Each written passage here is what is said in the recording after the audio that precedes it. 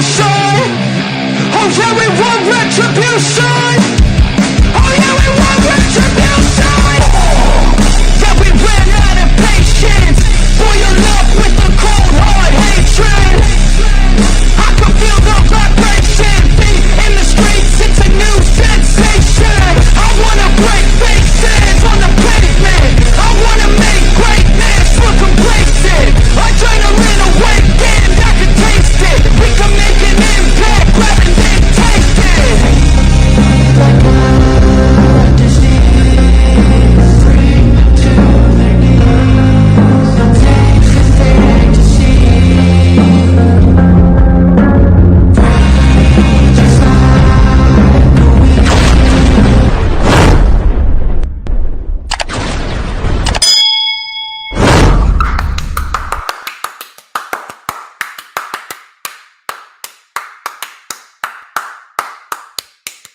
Ladies and gentlemen, I am the one and only DJ Storms, and no hooligan, you are not the reason why I'm late. You're not the reason why I'm late. There were some personal issues that I needed to take care of, which ultimately made me late. That is why I'm pissed off, all right? So take it easy. Take it easy regarding jerking yourself off over there. Anyway, I don't really need to waste too much time with the extra theatrics. You already know who the fuck I am. I am in a fucking mood. I am in a fucking mood, and not just because of the personal stuff that made me late, because you already know how I fucking hate being late, but this week was not a very good week in terms of pro wrestling. There was no major show this week that did what they needed to do in order to get us excited about the spring and the summer. For the last 2 weeks, I've stated that SmackDown was actually the best show of the week. No more. No show was really a good show, but if you were to put a gun to my head, I'll probably have to give the edge to Dynamite this week.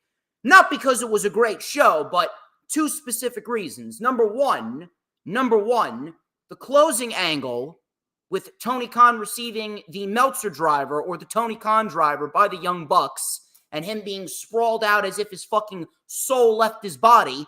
That shit was actually brilliant. And then two, AEW is at least building towards some fresh matches at Double or Nothing. You got Will Ospreay, Roderick Strong, fresh match. Malachi Black versus Adam Copeland, fresh match. Mercedes Moné and Willow Nightingale, they have never fought in AEW, so that could be considered a fresh match. You also got Serena Deeb and Toni Storm being teased. They haven't fought since September of 2022. Meanwhile, you take a look at Backlash, and 80% of that fucking card is nothing more than rematches. Bianca Belair and Jade Cargill versus the Kabuki Warriors. That is a WrestleMania rematch minus Naomi and Dakota Kai. You got potentially Sami Zayn and Bronson Reed being booked for the show. We saw those two fight twice already on Monday Night Raw. This would be the third time in about 6 weeks that they will fight if the match is booked for Backlash. Rematch right there. Then you got Damian Priest and Jey Uso. How many times have we seen Jey Uso play Ring Around the Rosie with Cody Rhodes, Seth Rollins, and Sami Zayn in matches against the Judgment Day? We saw this shit inside War Games in November, and here they are fighting again. They fought over the tag team titles. They fought over War Games. Now they're fighting over the World Heavyweight title. That ain't fresh at all. Then you got Kevin Owens and Randy Orton versus the Bloodline. I mean, Kevin Owens has been fighting the Bloodline since the fucking pandemic. He's been fighting every iteration of the Bloodline since the pandemic. He's fought every single fucking member. He's fought Jimmy Uso, Solo Sikoa, Roman Reigns himself. He fought Jey Uso, and Jey Uso's not even with the Bloodline anymore. Then you got Randy Orton. Randy Orton, on the other hand, Randy Orton's been back since November, and all he's been doing is feuding with the Bloodline, minus a couple of weeks of feuding with Logan Paul. He's already feuded with Jimmy Uso and Solo Sikoa. This ain't a new match. The only difference is you got Tama Tonga in there in place of Jimmy Uso. The only two fresh matchups going into Backlash is Bayley, Naomi, and Tiffany Stratton, and then Cody Rhodes and AJ Styles. Now, I'm a fair guy. I'm not biased at all. I do have full confidence that we are going to get a great show for Backlash. I do have full confidence. But that still doesn't excuse the fact that WWE has not put any effort into the show. It's unbelievable. Coming out of WrestleMania and coming out of Dynasty, we all thought that we were going to get some exciting shit going into the spring and summer. But it seems as though, minus the closing angle on Dynamite, there's really nothing to look forward to going into the spring and summer across the world of pro wrestling. You want to know what the highlight of pro wrestling this week was? The highlight of pro wrestling this week didn't even happen during a fucking pro wrestling show. The highlight of pro wrestling this week took place during the NFL draft for about 30 seconds when they showed Tony Khan in a fucking neck brace at the Jacksonville Jaguars table when they were organizing which draft picks that they want. That right there, that was the highlight of pro wrestling this week. The highlight of pro wrestling this week took place during the NFL draft. That goes to show you how important all these wrestling shows were. You already know who the fuck I am. The greatest fucking man that ever lived. The final fucking boss of the IWC. And this is the greatest motherfucking show on earth, known as the Lightning Flash Update, the final LFU for the month of April. For those of you that are currently watching right now, thank you very much for taking the time out of your day to come on and watch. And I hope that my microphone is coming in quite nicely. I hope that there are no mic issues. If there are, please let me know, and we will work on fixing them. We got plenty of shit to talk about. I have a lot of news, rumors, and reports. I got some news coming out of the WWE draft. I got some news regarding some NXT superstars that are being planned to be called up. I got some news regarding Adam Cole and his injury status. When can we expect him back? Speaking of injuries, the injury bug has seemed to have plagued professional wrestling again as various wrestlers are out with injuries. In addition to that, Cameron Grimes, he posted a heartfelt video about him being released. Nick Khan has filed to sell over 230,000 shares in the TKO Group holdings. Could this mean that he was involved directly with covering up Vince McMahon's scandal? Probably. Tony Khan calls WWE the Harvey Weinstein of pro wrestling. We're going to discuss that and why the fact that he took a shot wasn't the issue. The issue was the fact that what he said did not make any sense whatsoever. We're going to talk about why it didn't make sense, and Jeff Hardy could be leaving AEW in the spring, and we're going to talk about why that is no big loss on AEW's part. We're also going to go over Raw. We're going to go over SmackDown. We're not going over Dynamite. If you want my thoughts on Dynamite, you can go and watch the Dynamite watch-along with Wrestling with Savage. I'd like to give a special shout-out to Wrestling with Savage and his co-host Jay. They graciously invited me on their show on Wednesday, and we streamed for a little over 2 hours. We watched Dynamite. We went over Dynasty a little bit. We went over a couple of news, rumors, and reports in the world of wrestling. I had a fun time. Savage is a very good guy, and I greatly appreciate him having me on the show. We do mesh very well together. He's a lot like me, very charismatic, very energetic, so you knew that it was going to be entertaining. I had some good conversations with Jay as well. Savage has got a very nice thing going for himself, so if you guys missed the Dynamite watch-along, if you want my thoughts on everything AEW related, go check out the Wrestling with Savage Dynamite watch-along on the Wrestling with Savage YouTube channel this past Wednesday. Do not forget to like, comment, and subscribe. Check out all the links in the description Follow me on all platforms of social media: Rumble, Facebook, YouTube, X, Instagram. And be sure to get your super chats in there. Get your super thanks in there. Get your super stickers in there. I also sold a couple of more DJ Storms t-shirts, so shout out to my main man Matthew and my main man Dan, who both bought DJ Storms t-shirts last night at the ISPW War at the Williams Center show. I will have my vlog for ISPW War at the Williams Center up next week. Hopefully, I'll have it up on Tuesday, right before the month of April ends. Should be a very, very, very good vlog, and I hope you guys enjoy the vlog. Shout out to Gunner Trash. Gunner Trash is a real one. He looked great last night when he fought the Jersey Jewel, Steve Sterling. Big crowd, 400 people. 400 people packed into the Williams Center. Tommy Fierro, he promoted that event very, very well, and I do hope that they do come back to the Williams Center sooner rather than later. In addition to that, I will be live at 80s Con next Saturday. 1 week from today, May 4th, I will be live at 80s Con in the Menon Arena, live and in the flesh. I'll be selling wristbands. I'll be selling t-shirts. I should very well have my combs in, so you guys have the opportunity to buy some combs. And not only that, I will be doing a live stream. I'm thinking that I may do a Backlash watch-along. I may do a Backlash watch-along throughout 80s WrestleCon, and I may have a couple of people stop on by and get interviewed for the show. I may have some wrestlers stop by just like I did last year. It's going to be a fun time. I always have a fun time when streaming from 80s Con.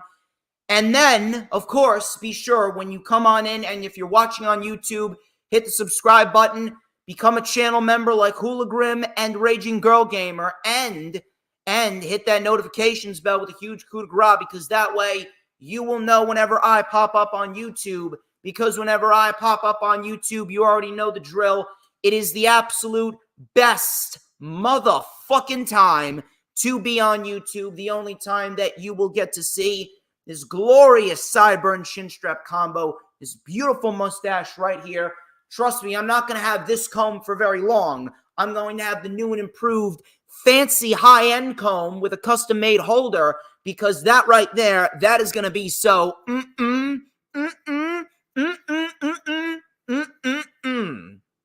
I am the tastiest, most scrumptious snack in the IWC, and if you haven't realized it by now, everyone wants a fucking piece of the Storms Meister. Now then, we're already late, and we got a lot of shit to talk about, so why don't we get straight into the festivities? Let's talk about the news, rumors, and reports, and there were a lot of news, rumors, and reports to come out of this week in wrestling, coming out of Dynasty, coming out of Raw, Dynamite, and the draft starting last night on SmackDown. Let's get straight into it.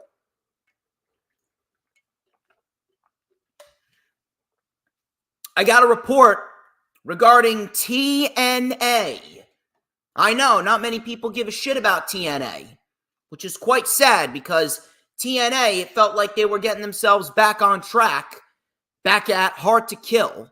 And then after Hard to Kill, as soon as Hard to Kill was over, it's like everything just went to shit. Scott D'Amore got fired, and everything regarding TNA went down the fucking toilet. Now, I'm not sure how much this move is going to help TNA, but regardless, PW Insider has reported that there have been some talks within TNA about potentially bringing Tessa Blanchard back to the company. Yes, you heard me correctly, Tessa Blanchard, although I'm not sure if that is really going to help them in the long run. I'm not sure if Tessa Blanchard really has improved regarding her attitude problems. And in addition to that, with all the heat that Tessa Blanchard has, and for all the wrong reasons, I'm not sure if it's going to attract the right type of people that TNA want. If anything, we could very well see a boost in viewership for maybe a week or two. Maybe we see a slight increase in pay-per-view buys, but ultimately, TNA is not going anywhere. TNA is going to remain in the stationary position that it is in as we speak. It's a sad state, but in the end, that is ultimately what is going to happen. TNA is virtually dead. It came and it went. It was like CM Punk's WWE return. He came in the Royal Rumble, he tore his tricep, and now he's injured. So I don't think Tessa Blanchard is going to help out TNA regardless. But listen, if she finds work, I mean, good on her. But I don't think anyone is going to give a shit. Tessa Blanchard really has missed the boat after everything that she has been accused of and all the heat that she has. I don't think anyone is willing to give Tessa Blanchard a chance, at least in the IWC. And if TNA brings her back, she's ultimately going to fall into the same void that everyone in TNA has fallen into because no one gives a fuck about TNA. Adam Cole, baby. He made a surprise appearance at AEW Dynasty this past Sunday. He came out in a wheelchair before standing up and walking perfectly to the ring. This has created some speculation that we could see him return to the ring very soon. However, Dave Meltzer came out and stated that that is not the case. Adam Cole, according to Mr. Meltzer, is not expected to return to action immediately. I personally did not expect him to return to action. Adam Cole, at this very moment, according to Dave Meltzer, is not expected to return to action. I never expected him to. Just because he's walking doesn't mean he's going to come back immediately. Although, I would like to believe that since he is walking, that is a good sign. When can we see Adam Cole back? Well, I already predicted that Adam Cole could very well be back by Forbidden Door, which is the event that I can see MJF making his return to AEW at. If Adam Cole is walking, he may only need a couple more months. I'm no doctor, but if he's walking, that is a good sign. So I didn't expect him to return to action immediately, and as we speak right now, he doesn't need to return to action immediately because he's not going anywhere.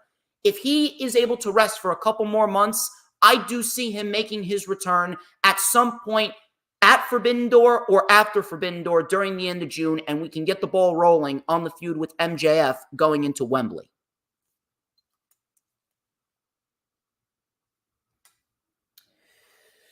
Sportskeeda.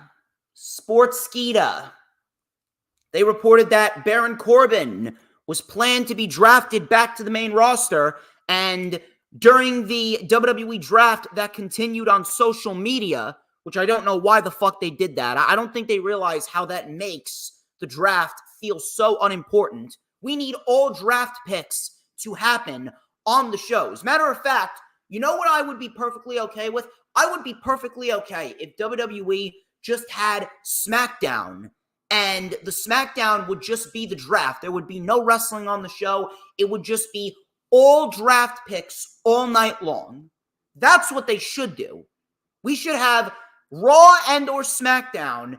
They should be the WWE draft nights, and it should be all show long. We should not see any wrestling. We should see interviews. We should see the NXT superstars down in NXT, and if they might get drafted, we should see interviews with the general managers. We should see interviews with Triple H. We should see interviews with the main roster champions, the main roster wrestlers. We should not see any wrestling on the show. It should strictly be the WWE draft on Raw or SmackDown. Or if anything, what you can do is you can swap out one of the pay-per-views, right? You can swap out a Backlash, or you could swap out a Night of Champions, or you could swap out a Clash at the Castle, and you could just have that show on the Saturday be the WWE draft in itself. That would be a lot better if you don't want to take a week off of Raw or SmackDown.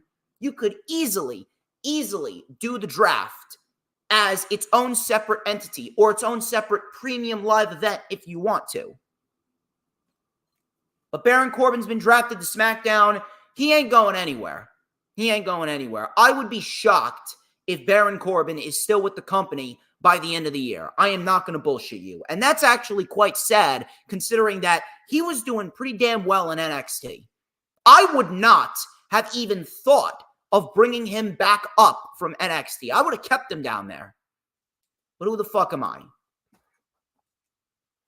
Yes, final hoss. Or even better, they could just end the fucking brand split. They should end the brand split. They really should. The brand split is not doing any good for anyone right now. Injuries. There's a lot of injuries going on. We already had MJF tore his labrum. Adam Cole shattered his ankle. CM Punk tore his tricep. Seth Rollins tore his meniscus. Cora Jade and Nikita Lyons both tore their ACLs. That's a lot of people out. Now you can add more to that list. Jimmy Uso has been sidelined with an undisclosed injury, according to Fightful. Dominic Mysterio was in a sling on Monday because he, too, is legitimately injured. He has an elbow injury, and the timetable for his return is currently unknown, although they do plan on keeping him on TV. And Drew McIntyre, you can add Drew McIntyre to that injury list as well. Drew McIntyre suffered a bad, hyperextended elbow, but he was able to work through it on WWE's tour of the United Kingdom last week. The injury is believed to have happened during the WrestleMania match against Seth Rollins for the World Heavyweight Championship at WrestleMania 40. And yes, Hooligan, we say it every year. WWE don't give a... They don't. They don't give a fuck. They don't give a fuck whatsoever. Tommy John surgery for Dominic Mysterio. Yes, he's going to be out for quite a while.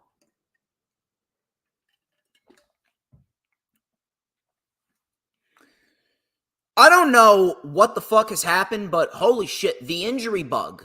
The injury bug has reared its ugly head again. I don't remember an injury bug plaguing pro wrestling this bad since 2016. You already got Punk, you got Rollins, you got Omega, you got MJF, you got Adam Cole, Cora Jade, Nikita Lyons. Now you add Jimmy Uso, you add Dominic Mysterio, you add Drew McIntyre. Sheamus was on the injured list for about 7 months. I do not remember an injury bug that was this bad. And it's sad. It really is sad, considering that this could very well be one of the most important years of professional wrestling now that Roman Reigns is no longer the champion. And you got MJF who's about to come back. Adam Cole's about to come back from injury as well. And you got a huge, and I mean a huge amount of momentum that WWE and AEW started with at the beginning of the year has seemed to have fizzled out, and the injuries have not helped in the long run whatsoever. The injury bug is a nasty, nasty motherfucker. The injury bug, I remember in 2016, the injury bug plagued WWE. There's a lot of people out. I believe Pac was out at the time when he was working for WWE. I believe that Cesaro was out, and John Cena was out, and Seth Rollins was out, and Nikki Bella was out with neck surgery. There was a shit ton of injuries. And that took a major, major effect on WWE TV. And whether you want to admit it or not, you can see where the injury bug is hurting both WWE and AEW. I'm not sure who broke a fucking mirror. I'm not sure who walked under a fucking ladder, but holy shit, there is a bad streak of luck going on in the world of wrestling right now. And the injury bug plaguing pro wrestling as it is, it does not mean good for WWE or AEW.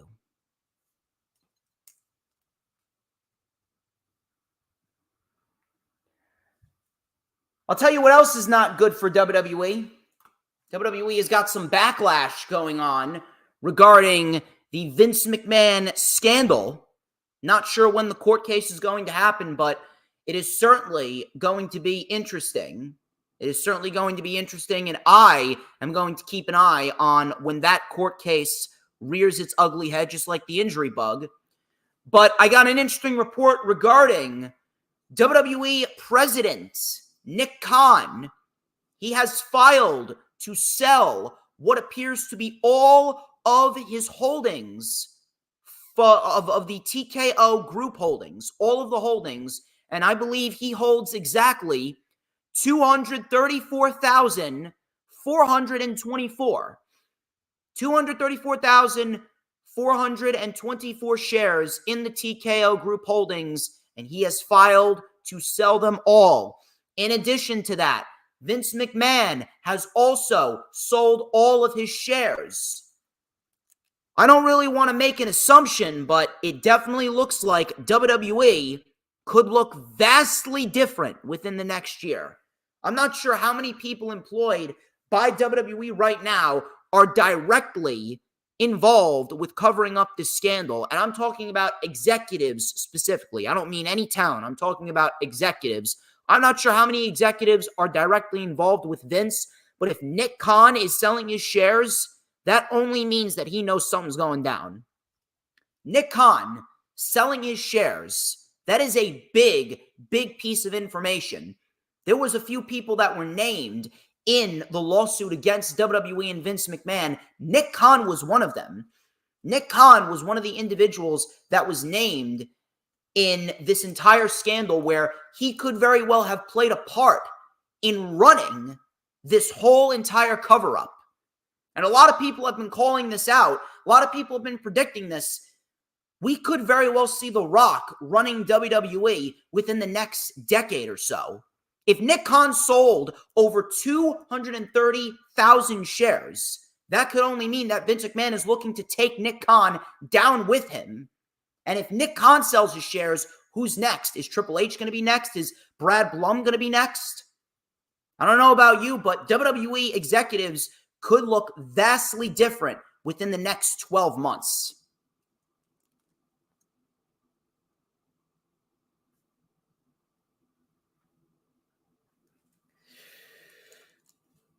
WWE and their releases continued. Yes, Hooligram. Rock will be running WWE, and I do believe that we are going to be right back to where we started with Vince McMahon.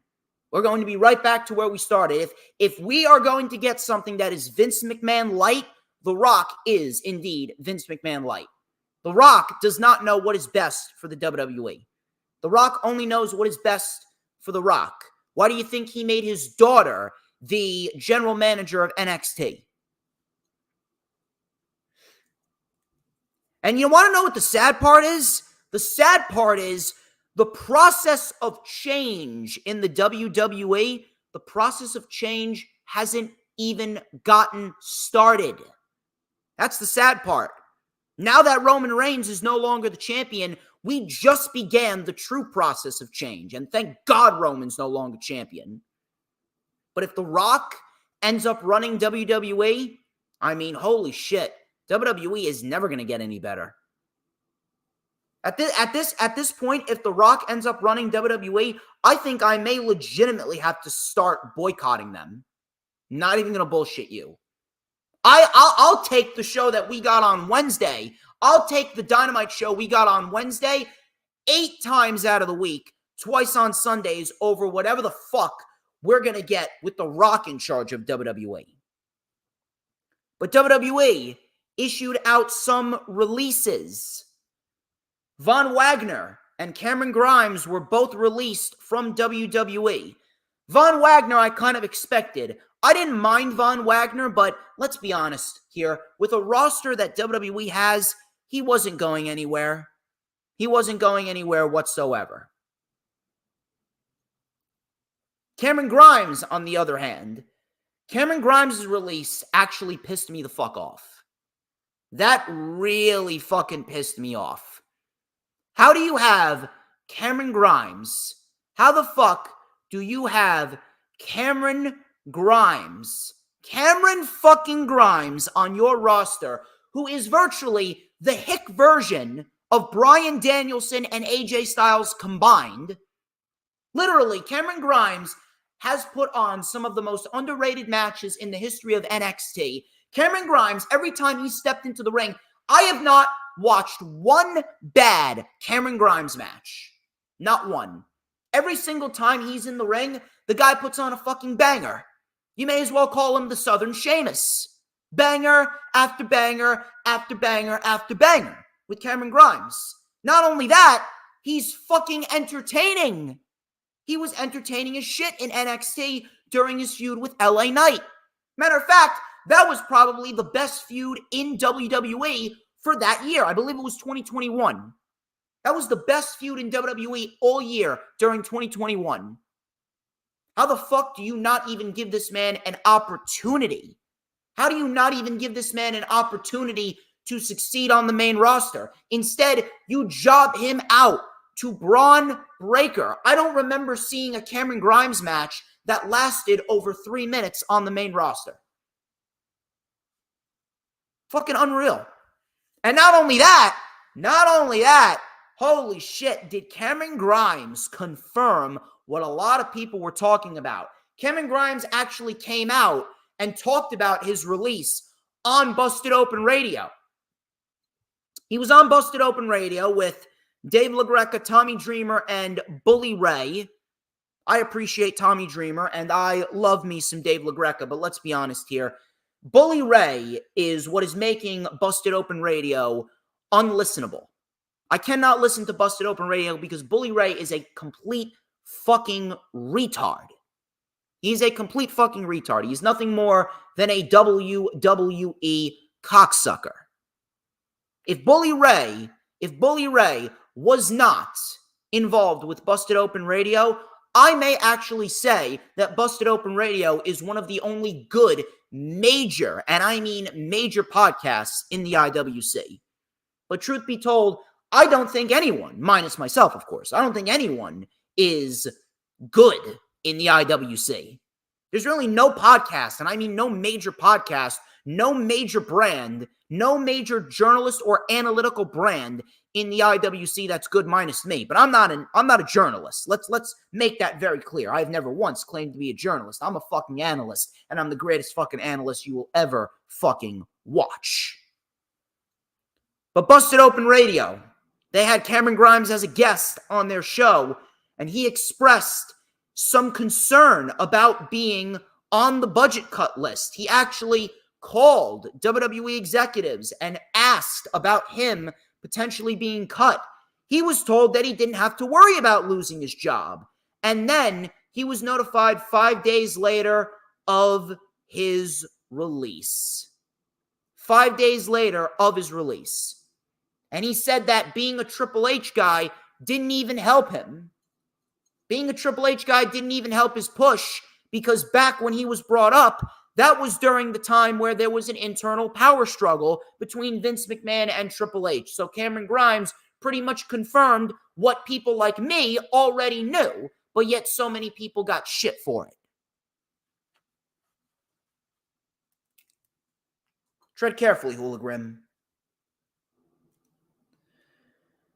This shit, I'm telling you right now, what I'm about to read to you, this shit pissed me off much more than anything else this week. Matter of fact, I will gladly go out of my way to watch Dynamite this past Wednesday on repeat for 24 hours straight than have to deal with what we got on Monday Night Raw. This one thing on Monday Night Raw pissed me off more than anything else this week. Imperium seemingly is down one member. If you watch Monday Night Raw, you will know exactly what I'm talking about. Imperium is down one member. Giovanni Vinci has been kicked out of Imperium.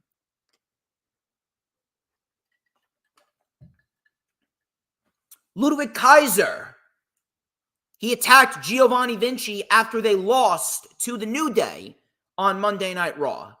And despite kicking Giovanni Vinci out of the group, according to Fightful, WWE is planning on keeping Gunther and Ludwig Kaiser together.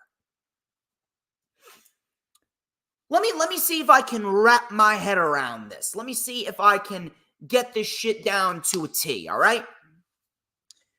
So, you have the Undisputed Tag Team Championships, and you just split them back into two. Now, Raw has the World Tag Team titles, while SmackDown has the WWE tag team titles, right? You got two sets of titles, two separate divisions, right? Two separate titles, two separate divisions, and you break up what could be considered the most complete, I repeat, the most complete tag team in the WWE. Because if you guys have been paying attention, Ludwig Kaiser and Giovanni Vinci are one of, if not the best tag team that WWE has on their roster right now. It's not Awesome Truth. It's not A-Town Down Under. It's not DIY. It's not the New Catch Republic. It's not the fucking Final Testament.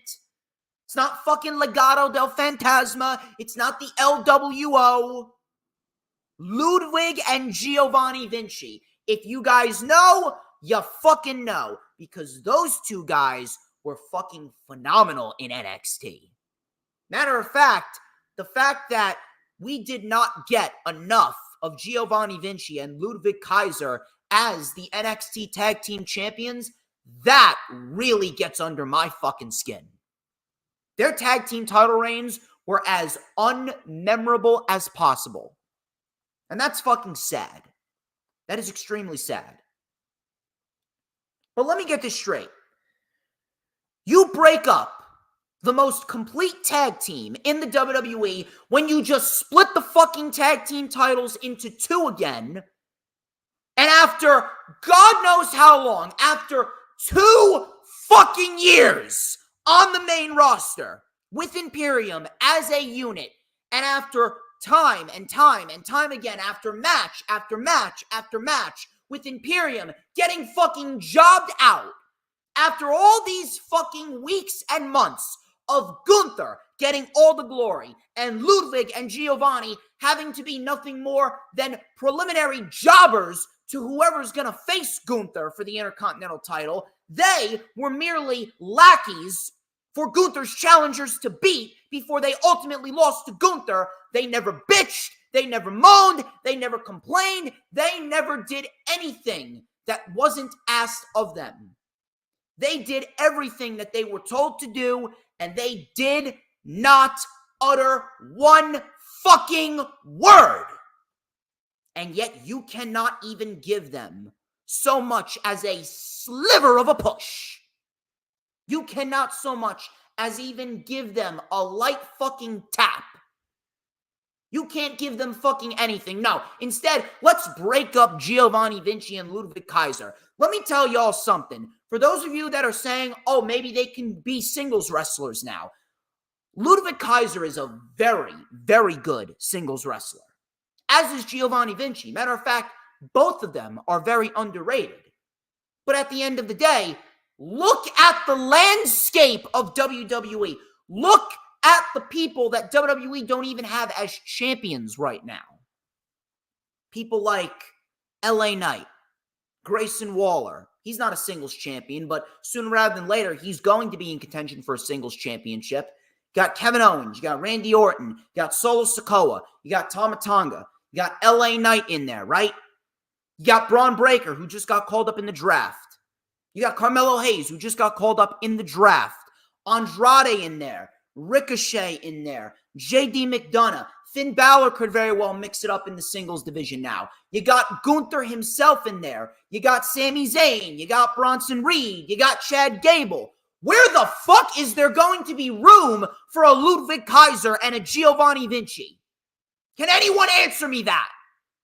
Where the fuck is there going to be room? This is why DIY should have won the tag team titles at WrestleMania. DIY should have won the tag team titles, and then we should have been building towards Bash in Berlin with DIY and Imperium as the tag team title match. That's what we should have gotten. But no.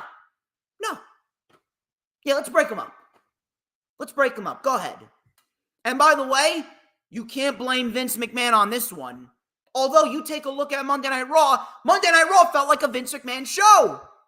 They teased breaking up DIY. They broke up Imperium. They're teasing tensions in the Judgment Day as well. What the fuck are we doing? What are we doing? And no, I will not give this shit a chance. Ludwig and Giovanni will go nowhere as singles wrestlers. Not now. Not now, not ever. They are a tag team. How the fuck does anyone in that company think that it's a good idea to break up Imperium? Meanwhile, Imperium could have easily been champions across the board. We could have had Gunther as the world champion and Giovanni and Ludwig as the tag team champions heading into the fall of this year.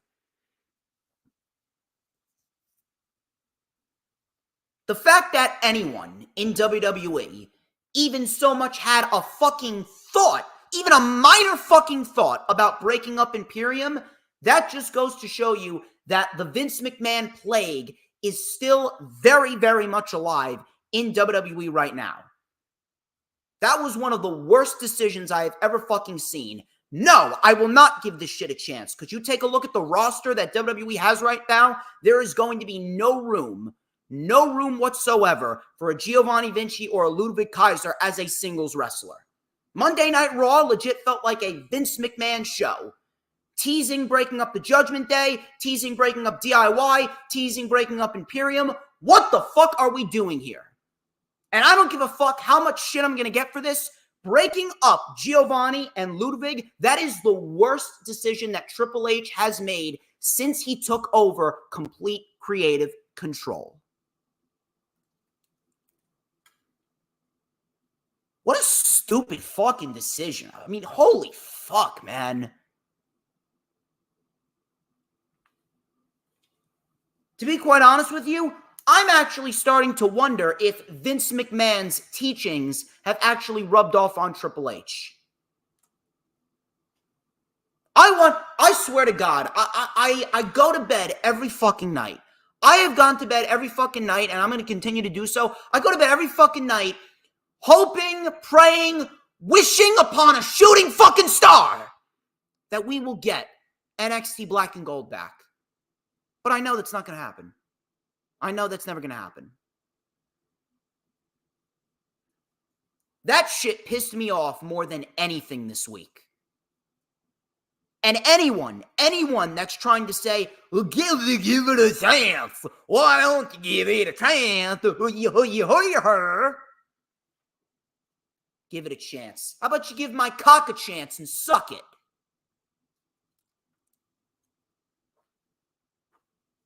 Matt Hardy, he made his return to TNA at Rebellion last Saturday. He attacked Moose after Moose retained the TNA World Heavyweight title over Nick Nemeth. Many people have been speculating what Matt Hardy's contract situation is going to look like for TNA. Matt Hardy actually confirmed that he is still a free agent. He has not signed a TNA contract. Matter of fact, he's currently still in conversations with AEW. I'm guessing that this is going to correlate with whether or not Jeff Hardy stays with AEW or not.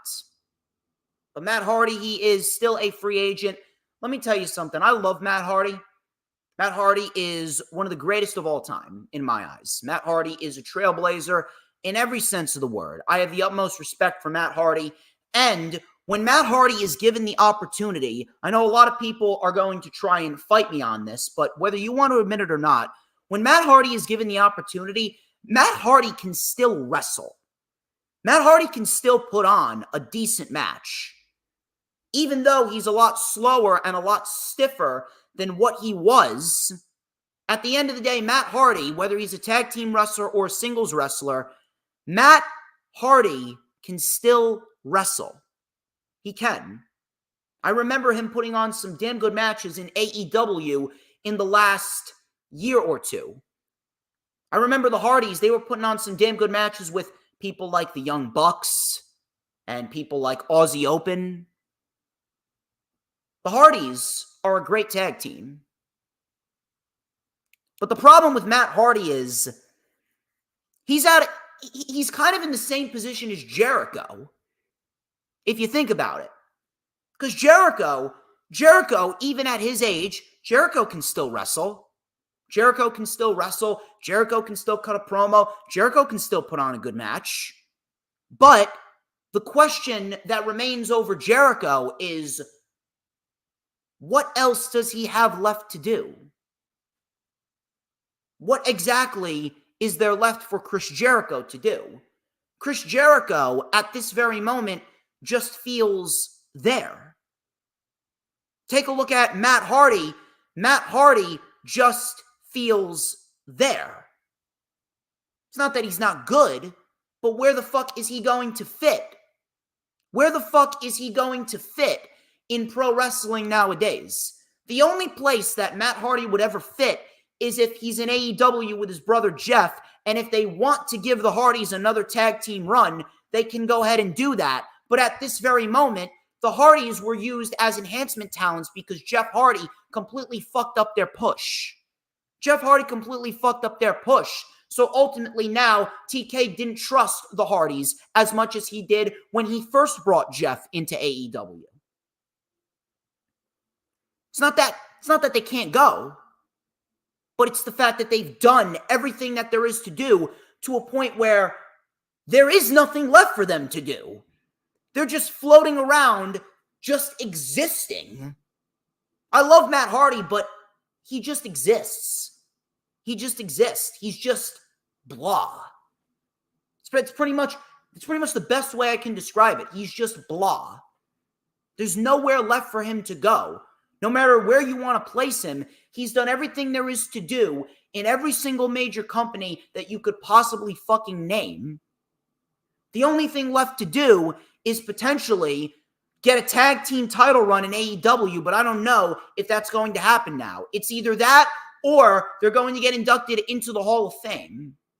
In WWE, of course. They're going to get inducted into the WWE Hall of Fame. That's it. That's pretty much it. I honest to God do not believe anyone cares where Matt Hardy goes. As good as he is, as good as he still is, and as much respect as he has gained, it is what it is.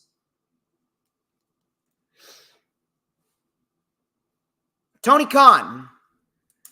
Tony Khan seemed to have gotten a lot of people talking. Tony Khan, he took a Tony Khan driver on Dynamite this past Wednesday at the hands of the Young Bucks, which, by the way, was that was a brilliant angle. I'll get through the positives first. That closing angle was brilliant, and I'll tell you why. The closing angle, what it did, not only did it establish the Elite as the top heel faction in AEW, but what it did was it gave you a clear-cut picture of where they're going with the Elite. Because Tony Khan, he is the guy that is right above the Young Bucks. If the Young Bucks EVP's title, now they're not really EVPs, let's be honest here. They're EVPs in title, but they don't necessarily have any power backstage. They're EVPs, right? Their characters are sniveling little EVP pricks, right? Realistically speaking, they want to do whatever the fuck they want. They can't do whatever they want if Tony Khan is there. They can't. But what do? They bring Tony Khan out there. They fucking make it as if they want to be buddy-buddy with Tony Khan. Jack Perry's trying to be all buddy-buddy with Tony Khan. He hits Tony Khan in the abdomen with a microphone. And then the Young Bucks, they turn Tony Khan upside down. And they give Tony Khan a Tony Khan driver. His body is sprawled out. They had his father come out there. Now, the Young Bucks have removed Tony Khan from the equation. And now the Young Bucks can do whatever the fuck they want. It's so simple. It's very simple. It's very straightforward. And this could very well lead to a blood and guts match. This could very well lead to a blood and guts match against the Elite with whoever they want to put against the Elite. I don't know if it's going to be FTR. I don't know if it's going to be Hangman. I don't know if it's going to be Darby Allin. I don't think I don't think that Kenny Omega is going to be ready to go. If he is, I'd be fucking dead shocked. We'll see what happens next week, but Omega still has to get surgery for his diverticulitis. Which, by the way, thoughts and prayers to Kenny Omega. I do hope the surgery goes well whenever he does get it. But we don't know who the fuck is going to fight the Elite in the Blood and Guts match. We don't know who. But Tony Khan, he was interviewed on ESPN this week. He was sporting a neck brace after the attack on Dynamite, which was great. He had some choice words for the WWE. He stated that AEW is in competition with WWE, and he said that WWE is an evil juggernaut. He said that AEW is the Pepsi of pro wrestling, while WWE is like the Harvey Weinstein of professional wrestling. Now, let me take a drink before I break this shit down.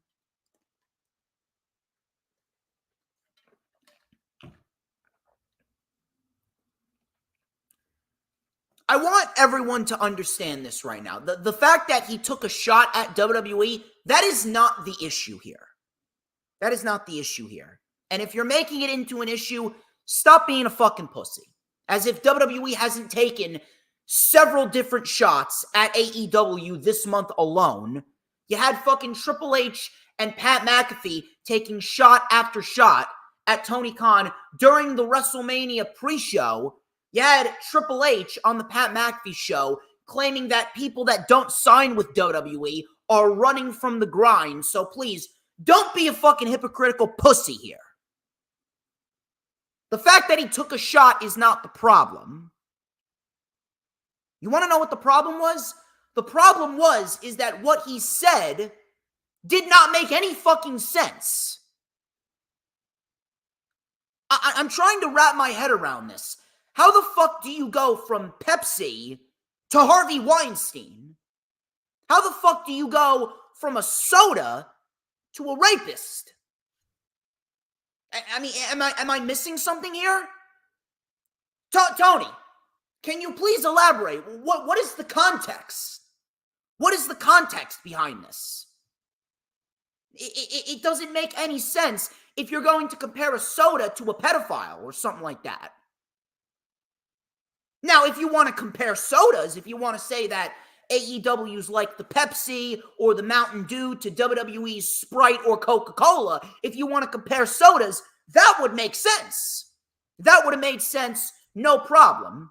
And if people were going to blow that out of proportion, I would have said to everyone, calm the fuck down. But I don't understand why you're bringing Harvey Weinstein into this when the only similar entity in the WWE to Harvey Weinstein is now gone.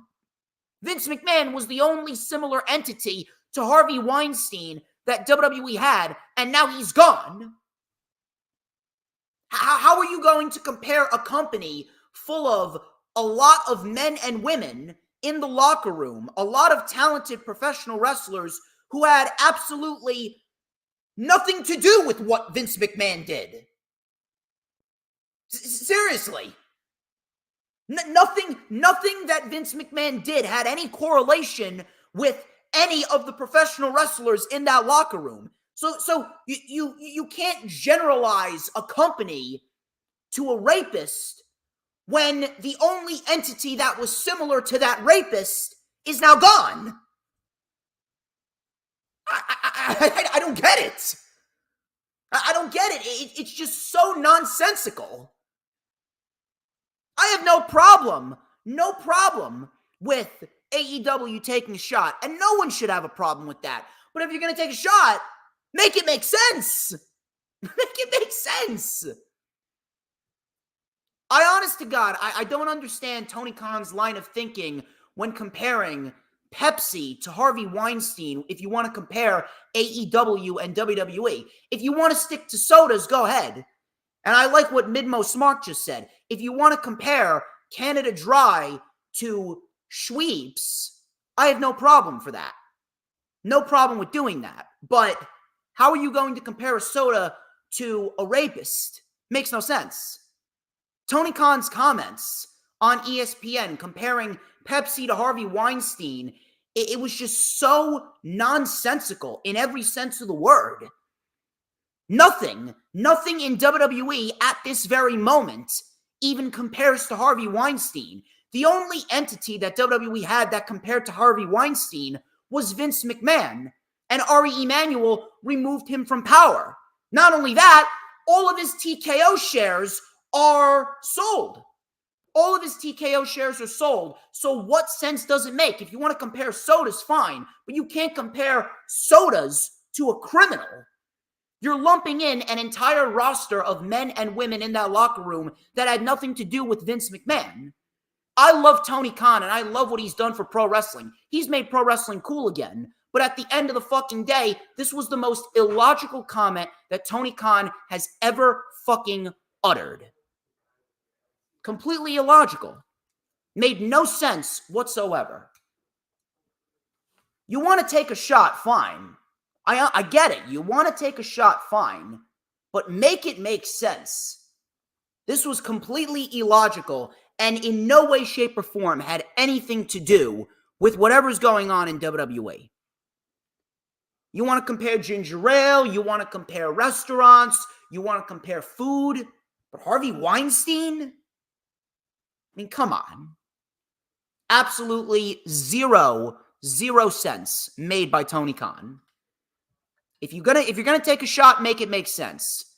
And I shit on Triple H when he made that comment about, oh yeah, people are afraid of the grind. And then people want to come out and say, well, it wasn't a direct shot at Will Ospreay. Who the fuck was he talking about, huh? Of course he was talking about Will Ospreay. I shit on Triple H for a nonsensical comment, and I'm shitting on Tony Khan for a nonsensical comment as well. Finally, my last report before we get into the weekly show reviews. Fightful Select had an interesting piece of information regarding Jeff Hardy and his current AEW contract. Now, Jeff Hardy, he has been out recovering from a broken nose since February after Sammy Guevara inadvertently broke his nose with a knee right to the head. Now, the report read, originally, it was believed that AEW had extended Jeff Hardy's deal into 2025 due to injury and sabbatical time. As of late March, that wasn't the case. At that period, Hardy's deal was set to expire sometime in the spring based on what Jeff told other talent at the recent conventions. End quote. So, it seems as though Jeff Hardy could be a free agent sooner than we expect. Now, I don't know where they're going to go, and to be quite honest with you, I don't think WWE is going to have him back. There's a difference between the Hardys and CM Punk. CM Punk garners a lot more attention than the Hardys. That's why WWE picked him up. CM Punk is one of the individuals that garners the most attention out of anyone in modern-day pro wrestling. The Hardys do not. And if the Hardys do go back to WWE, it's probably going to be for a Hall of Fame. So what's going to happen? What's going to happen? I don't know what's going to happen. Maybe Jeff Hardy does follow Matt Hardy. Maybe they go back to TNA.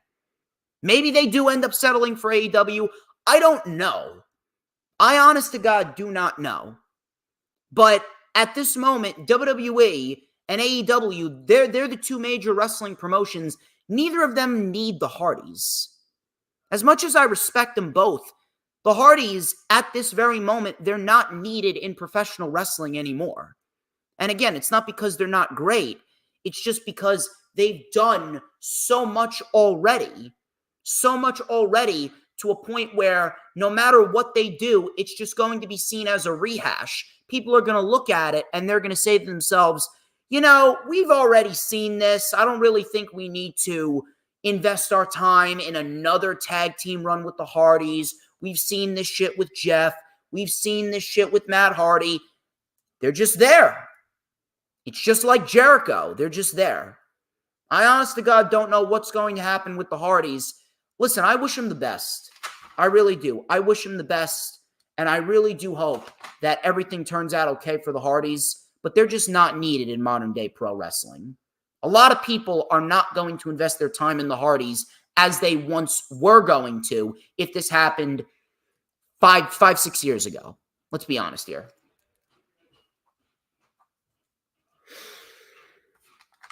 Those are your news, rumors, and reports. I hope you guys are having a fun time. Thank you very much to Midmost Smark.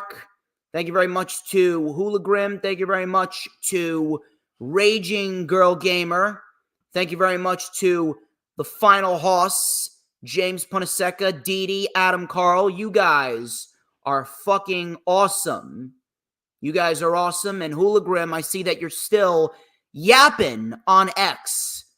Hoolagrim, when will you learn, man? Just give in.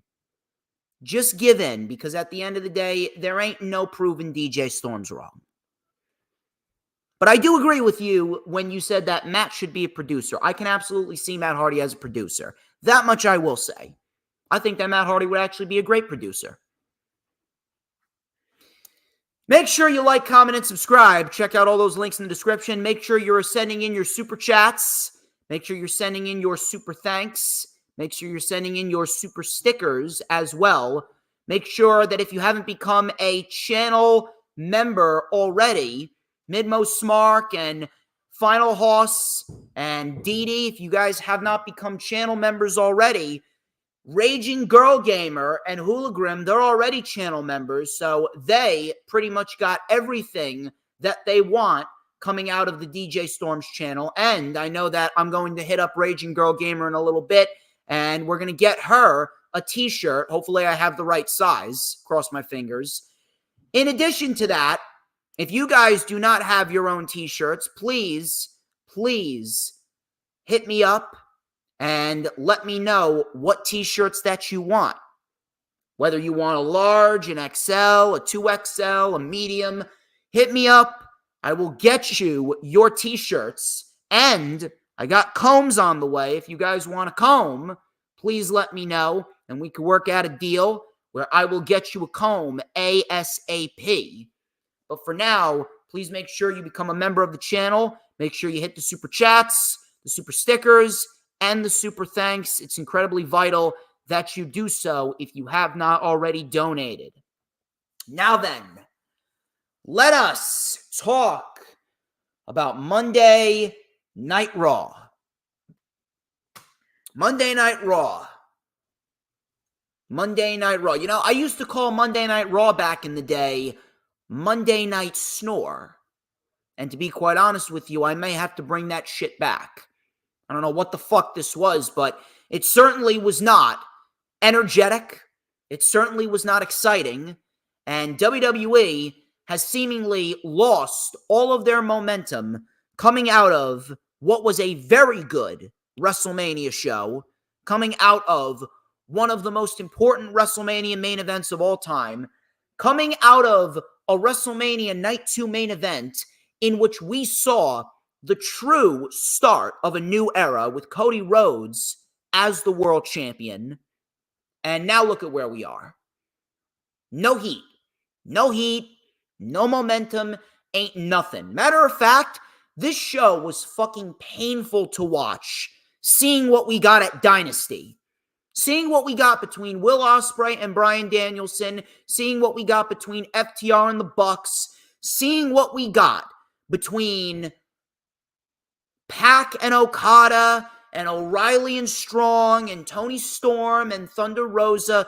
Seeing what we got between all of the men and women at Dynasty versus what we got here, this show felt painful to sit through.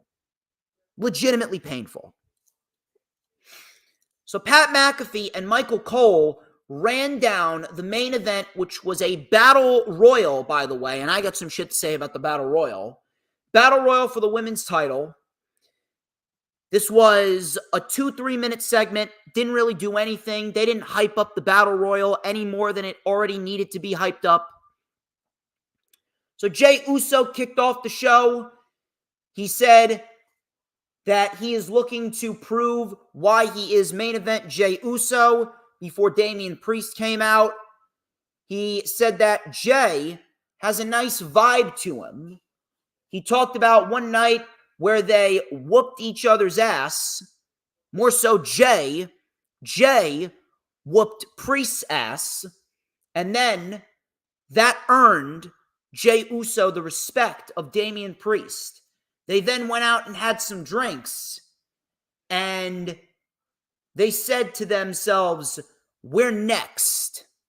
We're next, as in we're the next in line to be major stars, right?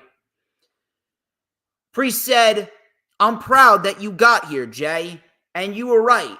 We were next. Or should I say, you were half right. I was next.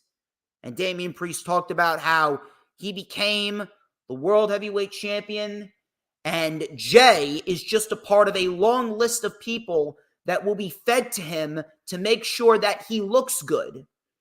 You'll get them to rise for Le Campeon. So Uso said, hold on, Priest. That's all you see me as? Just another guy? Just another body? Just another Uso? The only reason why you're the leader of Judgment Day is because Rhea Ripley got hurt. And tell her I said, aha. He then goes, you know what that makes you? That makes you Dominic Mysterio's bitch. That was actually a nice line. They said, they ain't feeding me to you, Us. They feeding you to me. So let me ask you, if you want to see Jey Uso as the new world champion, then let me hear you say, yeet. So the crowd said, yeet. JD McDonough came out. Uso accidentally super kicked Priest. He left the ring trying to sarcastically apologize, and that was pretty much that. So, first things first, the realism that Damian Priest was saying, the realism was there, but the energy was not. I'm sitting there and I'm thinking to myself, you know, what Priest is saying is good, but where's the conviction? Where's the conviction? Where's the energy? Priest spoke with no fucking bass in his voice. He sounded like a fucking robot. I don't know who the fuck, seriously, I do not know who the fuck wrote that promo for Damian Priest, but it was like he was reading off of a teleprompter. What the fuck happened here? Why is it that Jey Uso sounded legit? Why is it that Jey Uso sounded full of energy, but yet Damian Priest, who usually is a very good promo, Damian Priest did not come off good whatsoever? Damian Priest realistically should be positioned as the top guy on Monday Night Raw, but yet Damian Priest came off as bland as you can get. Seriously, he was putting me to fucking sleep. The fuck was that? Really fucking stupid. They need to pick it up with Damian Priest. They need to make Damian Priest a convicted fucking beast. They need to make him a complete and utter monster. Not necessarily a monster like a Lance Archer or a monster like a Powerhouse Hobbs, but they need to make him feel legit. Felt more important than Swerve. Listen, let me tell you something. To be quite honest with you, I'll take Kyle Fletcher and Swerve Strickland any day of the week, more so than listening to Damian Priest cut this promo, bro. Damian Priest did not feel important whatsoever in this promo. Matter of fact, he got fucking bitched out by Jey Uso. He got fucking bitched out by a tag team wrestler. At least Swerve looked good in his match against Kyle Fletcher. Damian Priest got bitched out by an Uso. Come back to me after that and then tell me who felt more important. Come on. Another thing that pissed me off on there, it's like Vince McMahon was back and his MO was, man, how can I piss off DJ Storms during Monday Night Raw? DIY versus the Awesome Truth. World Tag Team titles. Awesome Truth, they were in control early on. DIY, they mounted a comeback with a slingshot spear. We had a springboard crossbody by Gargano on Miz. We had Miz lighting up Ciampa with a running clothesline. Miz was then caught with a boot in midair by Ciampa when he went for a springboard. That got a 2 count. We had a tag to R-Truth. Truth with the John Cena comeback. 5-knuckle shuffle. We had a super kick and a pedigree by DIY. Truth kicked out. Gargano with a suicide dive taking out the Miz. V-trigger by Ciampa on Truth. Meeting in the middle. Miz then pulled Gargano out. Tag to the Miz. Roll up by Gargano. Gargano kicked out. Truth and Miz with the Truth-crushing finale. And the Awesome Truth retains the championship. Afterwards, Tommaso Ciampa, he was offered a handshake by Awesome Truth, but Ciampa left in a fit of frustration. Now, the match was decent enough. Match was decent enough to get by. But I mean, holy fuck, this shit needs to end. This shit needs to fucking end. Matter of fact, R-Truth and The Miz should have never fucking won the championship. R-Truth should have never fucking gotten a WrestleMania moment. I don't give a fuck how long he's been in the business. I don't give a fuck how long he has been in the WWE. I don't give a fuck what people think of him. At the end of the fucking day, WWE's priorities should not be giving a 50-year-old R-Truth a WrestleMania moment just because, oh, he hasn't had one. Is this a fucking pro wrestling company or is this a fucking R-Truth pity party? DIY should have won the tag team titles at WrestleMania. And if they didn't win the tag team titles, which they didn't, they should have won them here at this show. Our Awesome Truth has already seen its day as tag team champions. We need to get those titles off of Miz and Truth because the longer that Miz and Truth hold those titles, the more worthless they become. And on top of that, now you're planning on potentially breaking up DIY? Where the fuck are Ciampa and Gargano gonna go? Triple H hasn't shown any signs of pushing them. This shit fucking blew donkey dick. Damian Priest, he was backstage with the Judgment Day. So let me get this straight. Priest didn't come off convincing against Jey Uso, but you're having Damian Priest actually speak with some bass in his voice in a backstage promo? I swear to God, WWE is completely backwards. They're doing this shit in fucking reverse. Priest was berating JD McDonough in the back. Dominic Mysterio came out in a sling. He says he's banged up, but Santos will tag with JD against Andrade and Ricochet. Priest said, handle your business, stay out of mine. Why are we breaking up Judgment Day? Why are we breaking up Judgment Day? Let me tell you something. Dominic Mysterio will go nowhere on his own. JD McDonough will go nowhere on his own. They should go somewhere on their own, but they're not going to go anywhere on their own. And Damian Priest and Finn Balor, let me tell you something. After Damian Priest loses the World Heavyweight Championship, Priest and Balor are going to slip into the Kevin Owens role. They're going to be nothing more than glorified enhancement talents. Sad reality. Sad reality, but that is going to be the case. And to be quite honest with you, I kind of wish Finn Balor left. I kind of wish he didn't resign. Because to be quite honest with you, Finn Balor being in AEW and potentially being a part of a blood and guts match against the new version of the Elite, that shit would have been intriguing. But Finn Balor, I mean, he's seen his day in WWE. He's not going anywhere. I wish I was wrong, but look at history. Imperium, they came out to discuss some business.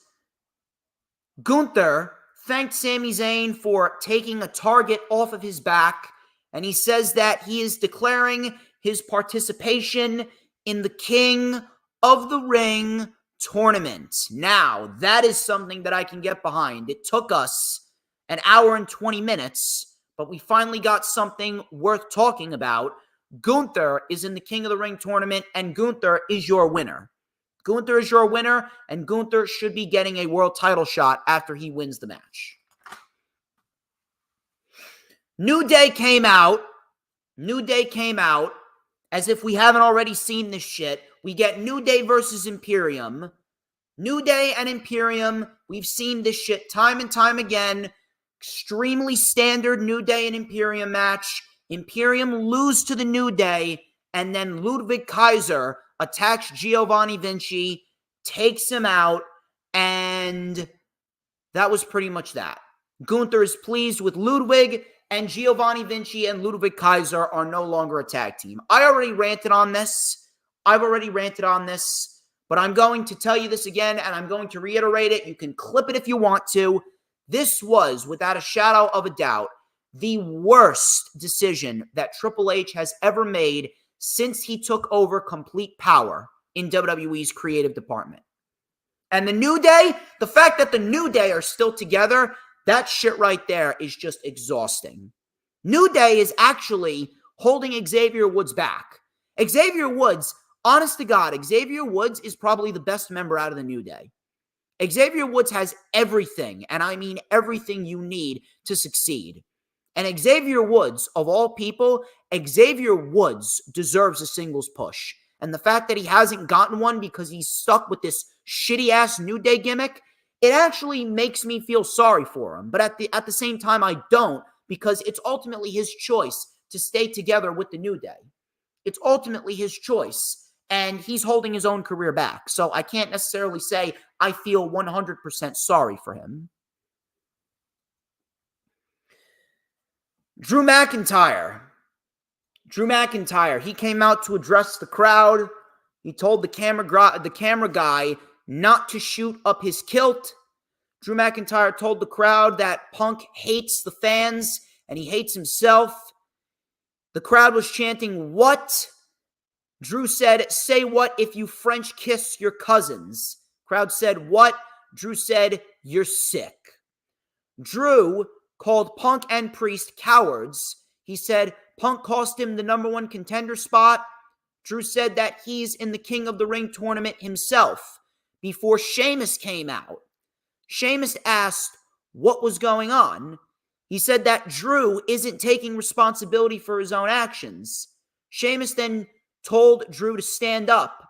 Sheamus talked about how Drew won the world title, but he blew it. He blew it all away. I'm your friend. We have had beers and bangers together, but I'm here to tell you the hard truth. A one-armed CM Punk kicked your arse, said Sheamus. Drew then said, You know exactly what he did to me when I was a kid. Drew then said, you know what? I think that I am going to be a little honest with you here, Sheamus. Because before you got injured, it was banger after banger. Now it seems like it's burger after burger after burger. Sheamus then retaliated with a nice little line here. Sheamus goes, you got pretty good with those one-liners, but here's the thing, Drew. I can lose the weight. You can't lose stupid. That I actually like. Drew then said, all the people in the back are saying all these things about you.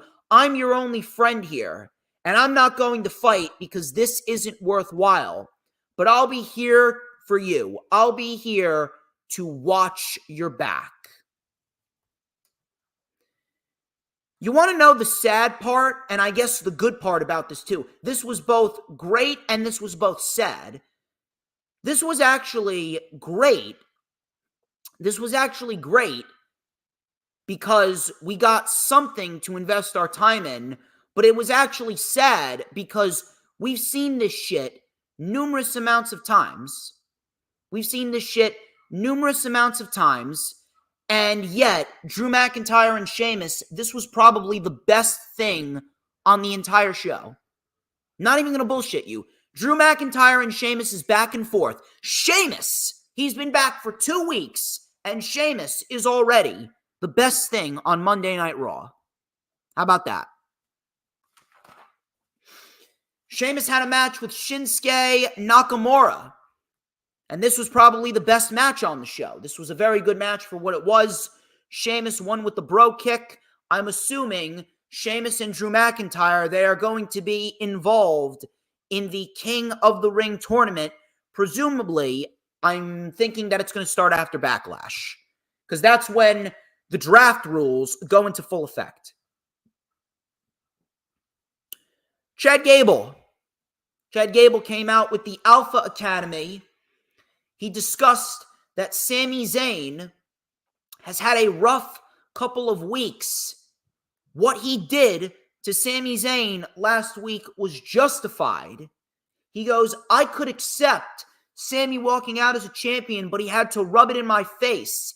If it wasn't enough that he rubbed his title in my face, he saw his wife right there and he went to celebrate with her when he knows that that should have been me at WrestleMania. I've been wasting my time training a bunch of losers. So Tozawa then berated Tozawa. Gable berated Tozawa.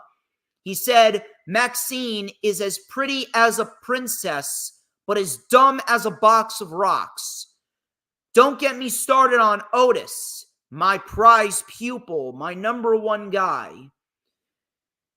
He goes, this is why you all signed up for the Academy. We're going to focus on Gable, and you're going to help me win the Intercontinental title no matter what. He then told Otis to say it, and Otis, very reluctantly and very, very sad in his voice, he said, no matter what. And Gable walked off. This was probably the second best thing on the show. Chad Gable and Sheamus. Outside of Chad Gable and Sheamus, show was a waste of time. But Chad Gable, heel Chad Gable is going to be pretty fucking good. And I can definitely get behind this shit. I'm very much looking forward to seeing what goes on with Chad Gable. Matter of fact, I think that WWE may have just booked their SummerSlam match. Your SummerSlam match is going to be Chad Gable and Sami Zayn, and Chad Gable will be the new Intercontinental Champion by the end of SummerSlam. I'm looking forward to it. I'm looking forward to it a lot. JD McDonough and Santos Escobar. They took on Ricochet and Andrade. Ricochet and Andrade win. Pretty typical. Pretty decent match. Priest then came out and he took out Andrade and he delivered a razor's edge to Ricochet and then delivered a South of Heaven on Andrade. So virtually, Andrade and Ricochet were used to help enhance Damian Priest because WWE realized, hey, we fucked up with Damian Priest on the opening. We fucked up with Damian Priest against Jey Uso, and we made him sound like a robot. So now we need to make Damian Priest look somewhat credible heading into Backlash. So why don't we just have him destroy Andrade and Ricochet? That was pretty much that. Women's World Championship Battle Royale. I got some shit that I want to say about this shit. I got some shit I want to say about the Battle Royal. Listen closely, you fucking retards. Listen closely.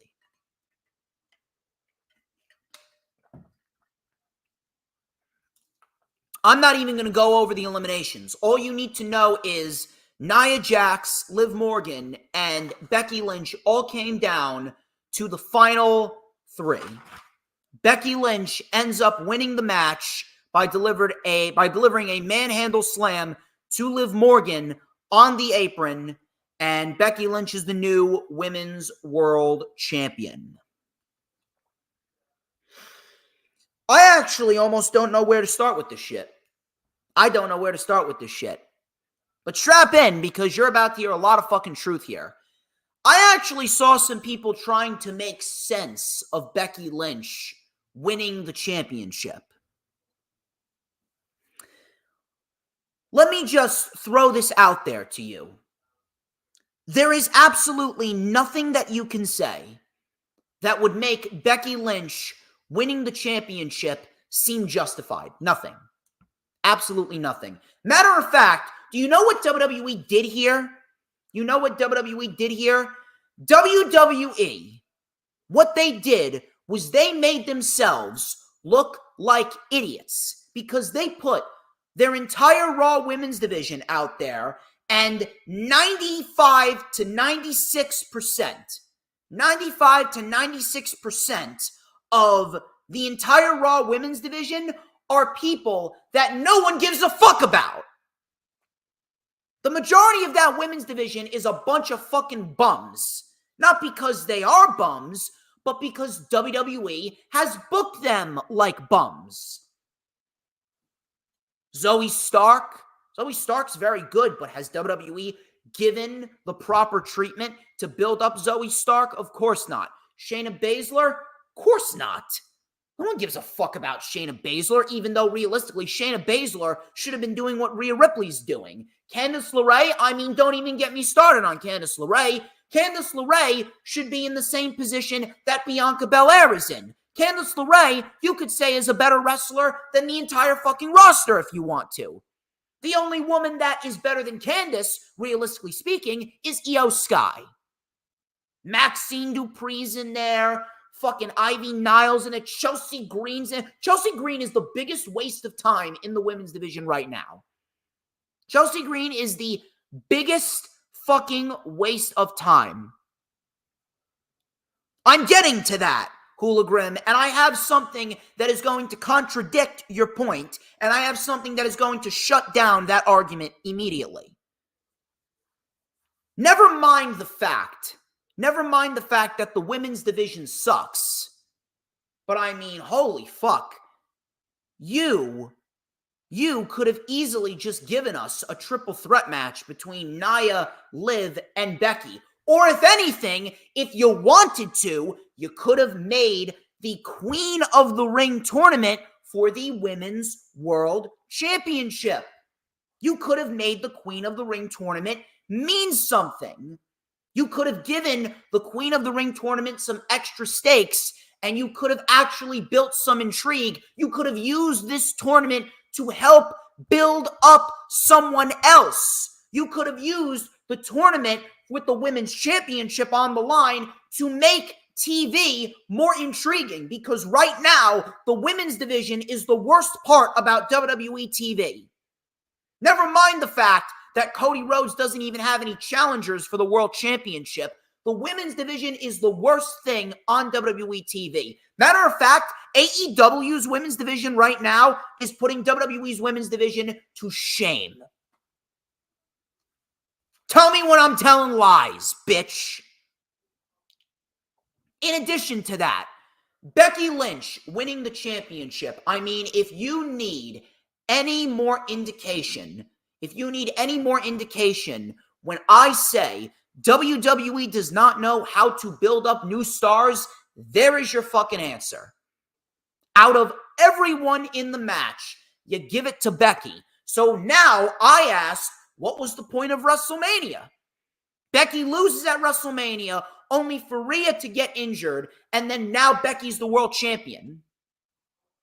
So not only did you make the women's division look weak, you make Becky look weak because she needed to win the title in a battle royal rather than winning it at WrestleMania from Rhea Ripley. Becky Lynch should be nowhere near a world championship. Becky Lynch should not win another world championship for the rest of her fucking career. Becky Lynch is a made woman. She could retire tomorrow and go into the Hall of Fame. Where is the logic behind Becky winning the championship other than the fact that WWE does not know how to build up new stars? This should have been Liv Morgan's. Not because I'm a Liv Morgan mark. I support my Jersey girls. I appreciate Liv Morgan. She's improved greatly from where she once was. I'll always support my Jersey girls, but I'm not rooting for Liv Morgan because Liv Morgan is a great women's wrestler. I'm not rooting for Liv Morgan because I'm the biggest Liv Morgan fan out there. But the only one that made sense was Liv Morgan.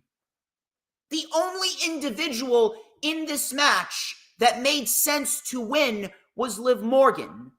Rhea Ripley beat Becky Lynch At WrestleMania, Rhea Ripley beat Nia Jax at the Elimination Chamber. Nia and Becky have absolutely zero beef. They have zero argument as to why they should be Women's World Champion as we speak. At least Liv Morgan has story. At least Liv Morgan has a story going with Rhea Ripley that pretty much could carry the WWE Women's Division into the fall if they wanted to.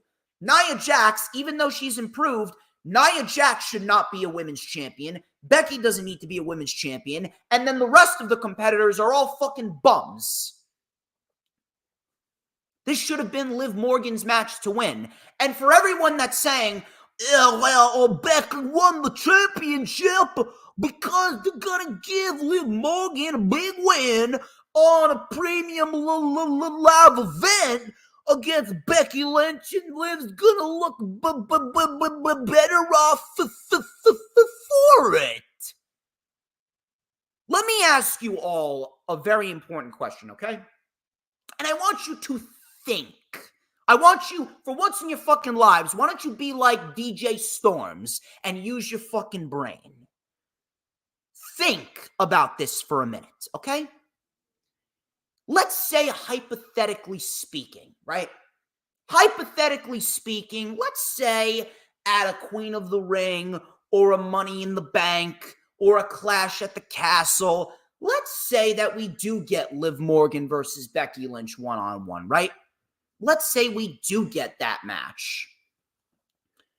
How many of you are legitimately going to believe that Liv Morgan has a chance of beating Becky? Matter of fact, if Liv Morgan does beat Becky, how is it going to look believable?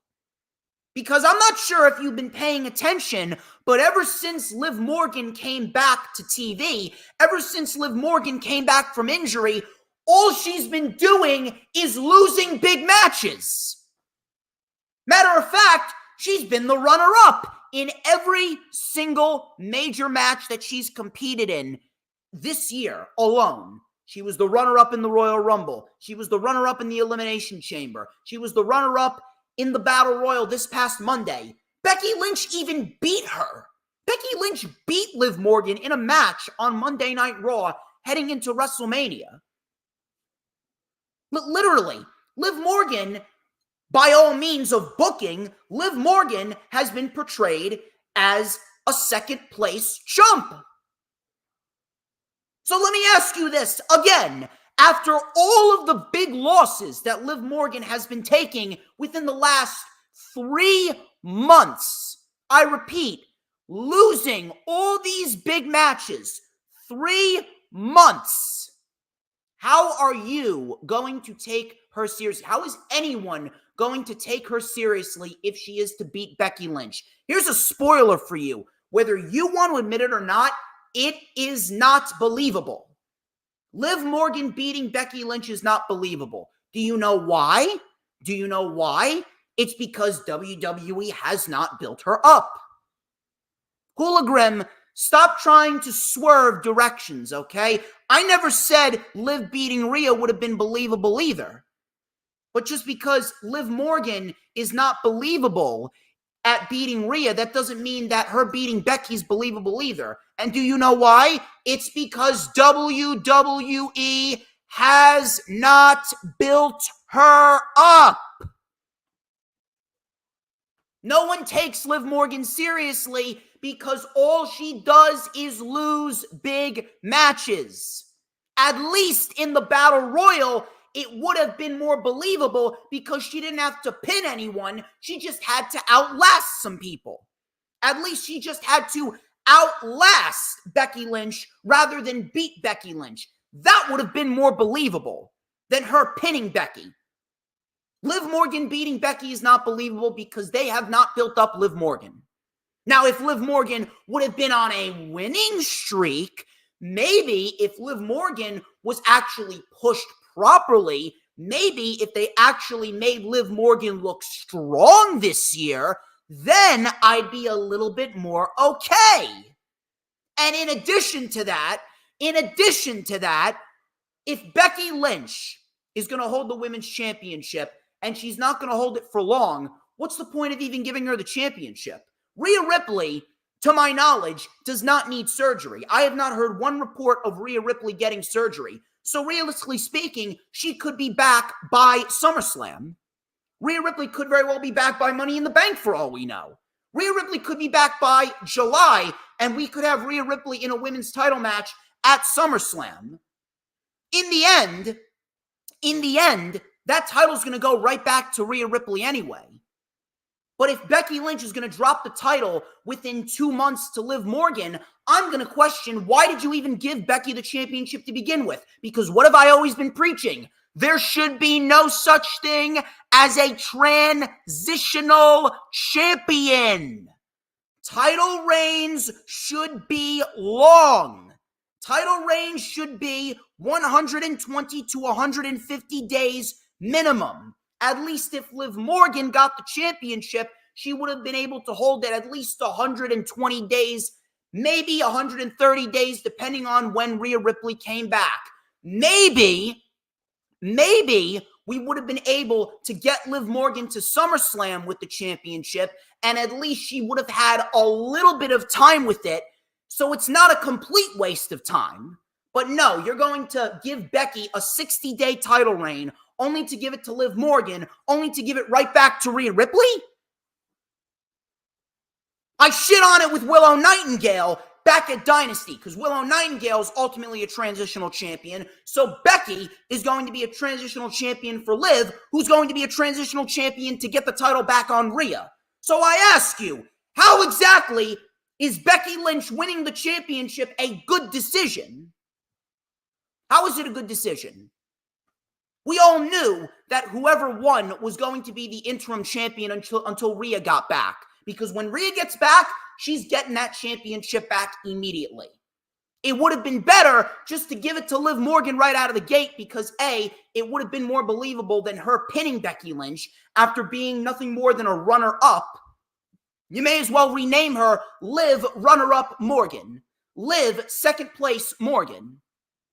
It would have been more believable if Liv Morgan won the Battle Royal rather than pinning Becky Lynch, and it would have saved us from having 2 transitional champions. So instead of 2, you would have only had 1, and at least Liv Morgan would have gotten a little bit more time with the championship. At least Liv Morgan's title reign would have lasted a bit longer, and it wouldn't have felt like a waste of time. And there is story with Liv Morgan and Rhea Ripley. There is no story with Becky Lynch and Rhea Ripley. All this is a means to potentially, if Rhea Ripley, hypothetically speaking, if Rhea Ripley's ready to go by SummerSlam, this is just a means of getting Becky Lynch on the card. So now we're going to get a triple threat match at SummerSlam between Liv Morgan, Becky Lynch, and Rhea Ripley.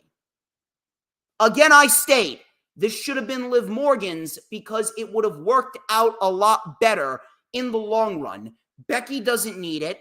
Becky doesn't need to be a transitional champion. There should be no such thing as a transitional champion. Liv Morgan winning it would have been more believable than her pinning Becky Lynch because Liv Morgan has not been built up enough to a point where people are going to take her seriously. And the title is ultimately going back to Rhea Ripley anyway. You may as well have just given it to Liv Morgan, made her a fucking bitchy heel, and then Rhea Ripley comes back as a babyface and goes after Liv Morgan. It boggles my mind how stupid people can be. Stop trying to make sense out of shit that doesn't make sense. I didn't try and make sense out of what Tony Khan said on ESPN. I said it didn't make any sense. I said it was illogical. This was illogical too. Rhea Ripley will probably be back in time for SummerSlam. And if that's the case, then Rhea Ripley should have been going up against Liv Morgan. Instead, we're going to get a triple threat match. We're going to get a triple threat match, more likely than not. Yeah, I can see Liv Morgan winning Queen of the Ring. Liv Morgan doesn't even need Queen of the Ring. Liv Morgan shouldn't even be in Queen of the Ring. If anything, Liv Morgan should have already been Women's Champion by now. Liv Morgan should be a lot further off than she is right now. She should be a lot further up the ladder than she is right now. And the reason why she's not is because WWE has not built her up enough. Shit booking during the Becky Lynch feud, shit booking during the Ronda Rousey feud, shit booking left and right with Liv Morgan. Liv should have won the championship whether you want to admit it or not. There is no logic behind Becky Lynch holding it. Becky Lynch holding the women's championship only exposes WWE as being incapable of building new stars. And Liv Morgan should have won, not because I'm a Liv Morgan mark. I support my Jersey girls, but Liv Morgan clearly isn't one of the best. But it makes more sense than Becky because Liv Morgan actually has story with Rhea Ripley. And in addition to that, how is it that people are going to take Liv Morgan seriously against Becky Lynch if we do get this match and Liv Morgan pins Becky Lynch? How is it going to be believable when all Liv Morgan has been doing is losing big matches this year? In addition to that, if Rhea Ripley's going to be back by SummerSlam and we're going to get Rhea Ripley going after the women's title again, wouldn't it have been more logical to just give it to Liv Morgan out of the gate? Because now we're going to get two transitional champions. Liv Morgan should have won the Battle Royal on Monday. There is no logic behind Becky Lynch winning the women's world title.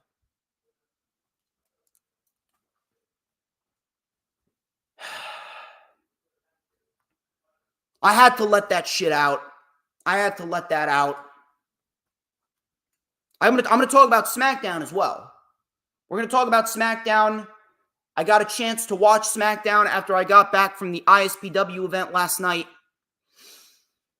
Again, if you want my thoughts on Dynamite, you can check it out with Wrestling with Savage on the Wrestling with Savage Dynamite Watch-Along, which took place this past Wednesday.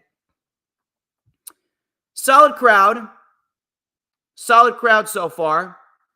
Solid crowd so far. I greatly appreciate each and every single one of you. If you guys haven't already done so, please make sure that you hit the like button, share the stream out on all platforms of social media. Please make sure that you also hit the super chats, hit the super thanks, hit the super stickers, become a channel member as well. Become a channel member as well. It is incredibly vital that you do so because you will ultimately get the best possible content from yours truly, because I am absolutely fucking inevitable. I am inevitable. I am not only the ruler of the IWC, I am the motherfucking IWC, people. SmackDown. Night 1 of the WWE draft.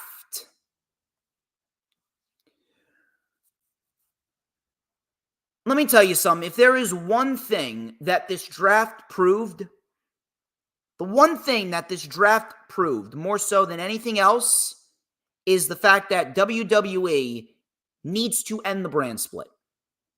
WWE needs to end the brand split, and they need to end the brand split ASAP.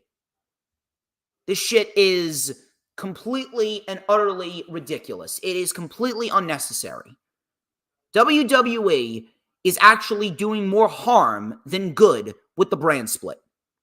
WWE, all they're doing with the brand split is, even though they're well structured, WWE, they're giving us virtually the same matches every single fucking week, virtually the same matches every single fucking pay-per-view. There's nothing new. There's nothing intriguing. It's all the same shit, round and round and round in a circle. It's like a fucking carousel. It's like a rotating carousel where all we see is the same shit over and over and over again every week. The brand split, it's not fun anymore. The brand split is not fun anymore. Now, if you want to keep certain feuds on certain shows, you can do that. You can keep certain feuds on certain shows. But at this very moment, the more that you continue to push the brand splits, the worse and worse your shows are going to get. The brand split is just not fun anymore. The draft isn't fun anymore. And don't even get me started on the fact that we didn't get any changes whatsoever, minus about 3 or 4 draft picks. We got Kiana James getting called up to Monday Night Raw. Braun Breaker went to Raw, and Andrade went to SmackDown. That's it. That's all we fucking got. And by the way, they drafted Nia Jax before LA Knight. Nia Jax before LA Knight. How the fuck does that make any sense? How the fuck does that make any sense at all? So the draft started off with Paul Heyman announcing that Roman Reigns has withdrawn his participation in the draft because he's not going to be returning anytime soon. Styles and Cody, they signed their contract. Let me tell you something. I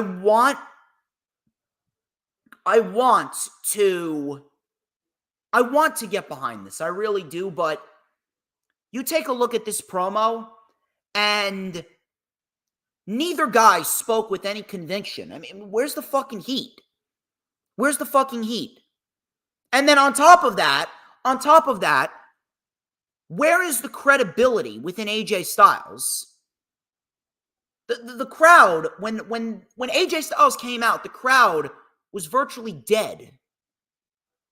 Why is the crowd dead when AJ Styles comes out, but they're alive with Cody? Because AJ Styles has been booked like shit. So is Cody, but at least Cody Rhodes has been winning matches on TV. So by default, Cody looks more credible. But AJ Styles, I mean, what the fuck, guys? What the fuck are we doing with AJ Styles? AJ Styles has not been taken seriously since he jobbed out to Omos. Cody Rhodes said one intriguing thing. The only good line in this entire segment.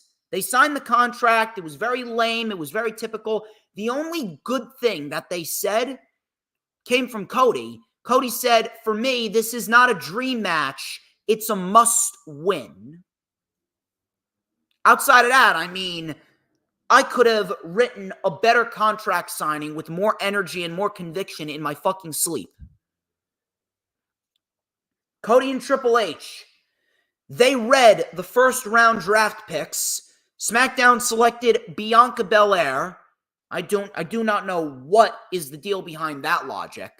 Don't know what the deal is behind that logic. Bianca Belair, the first overall draft pick, over LA Knight, over AJ Styles, over Carmelo Hayes. Hell, I mean, if Carmelo Hayes was called up in the draft first, I would not have complained at all. Over Braun Breaker, over Andrade, over Ricochet. I mean, seriously. What the fuck? Bianca's the first draft pick for SmackDown. Raw selected Jey Uso. SmackDown selected Carmelo Hayes. And Raw selected Seth Rollins. Carmelo Hayes came out and he actually called out Cody for a match later in the show, and Cody accepted. Which, by the way, this sparked up a conversation. This sparked up a conversation between a bunch of people on social media trying to compare Swerve's match with Kyle Fletcher on Dynamite versus Cody's match with Carmelo Hayes on SmackDown. I'm here to tell you something that not many people want to admit, but it's a fact that a lot of people are going to have to swallow. There is no difference between the match on Friday with Cody and Carmelo and the match on Wednesday with Swerve and Kyle Fletcher. Matter of fact, there is one difference. The match on Wednesday between Kyle Fletcher and Swerve Strickland was a better match. But I want you guys to logically think about this. What is the difference? Because on Wednesday, it was a eliminator match by name alone. But let's be honest here. WWE's MO has been, if you beat the champion in a non-title match, then you ultimately get a title shot. And do not give me the excuse of, well, they did that under Vince, but they haven't done that under Triple H. Actually, they have, motherfucker, because if you go back a few months, go back to December of 2023, Mia Yim pinned Io Sky, who was the women's champion at the time, in an 8-woman tag and got a title shot 2 weeks later. Then, on Raw, 3 weeks later, we had a match between Tommaso Ciampa and Finn Balor, who was one half of the tag team champions at the time. Tommaso Ciampa beat Finn Balor, and then 2 weeks later, DIY got themselves an undisputed tag team title match. So please, do not fucking tell me that WWE doesn't do that shit. You want to know what's the difference? The difference is with AEW, the Eliminator match, the title of Eliminator match is just done to create some intrigue. What happened on Wednesday and what happened on Friday, both matches were just showcase matches. Cody versus Carmelo was a showcase match for Cody and a chance for Carmelo to gain some more eyes on him. The match on Wednesday between Kyle Fletcher and Swerve Strickland was a showcase match for Swerve and a showcase match for Kyle Fletcher. The only reason why Tony Khan does the Eliminator stipulation is to create more intrigue, even though we all know that the match is predictable and Swerve is going to win anyway. The match on Friday with Cody and Melo, same thing. It's predictable. We all knew that Cody was going to win. Carmelo was not going to beat Cody. The Eliminator stipulation is merely done to attempt, at least, to create a sense of unpredictability when we all know that the champion is not going to lose. In addition to that, how many Eliminator matches have ended with the champions being pinned? The last time that a champion in AEW lost an Eliminator match on television was back in 2021 when Riho beat Britt Baker. That was the last time that an AEW champion lost an Eliminator match. We have not seen one Eliminator match since then where a champion has lost. We have not seen one Eliminator match on AEW TV where the champion has lost. Not one. Not one.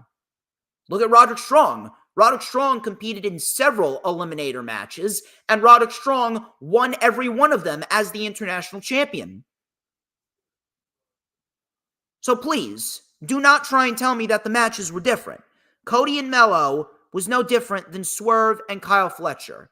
It was only different in name title. But at the end of the day, both of those matches were mere showcase matches. The bias in the wrestling community is very, very, very disgusting. And quite frankly, it pisses me off. Rey Mysterio and Dragon Lee versus Legado del Fantasma. We've seen this shit almost every week this year. Again, how many times do we need to go over and see the LWO versus Legado del Fantasma? We have been watching this shit since November. We've seen some combination of Santos Escobar and Humberto and Angel versus Joaquin Wilde, Cruz del Toro, and Carlito, and now they added Dragon Lee. It's the same shit every week. When are we going to get something different? When? All we fucking see is the same shit every week. This is why the brand split needs to end. This shit should have been over at WrestleMania. Braun Breaker. He took on Cedric Alexander right after this match.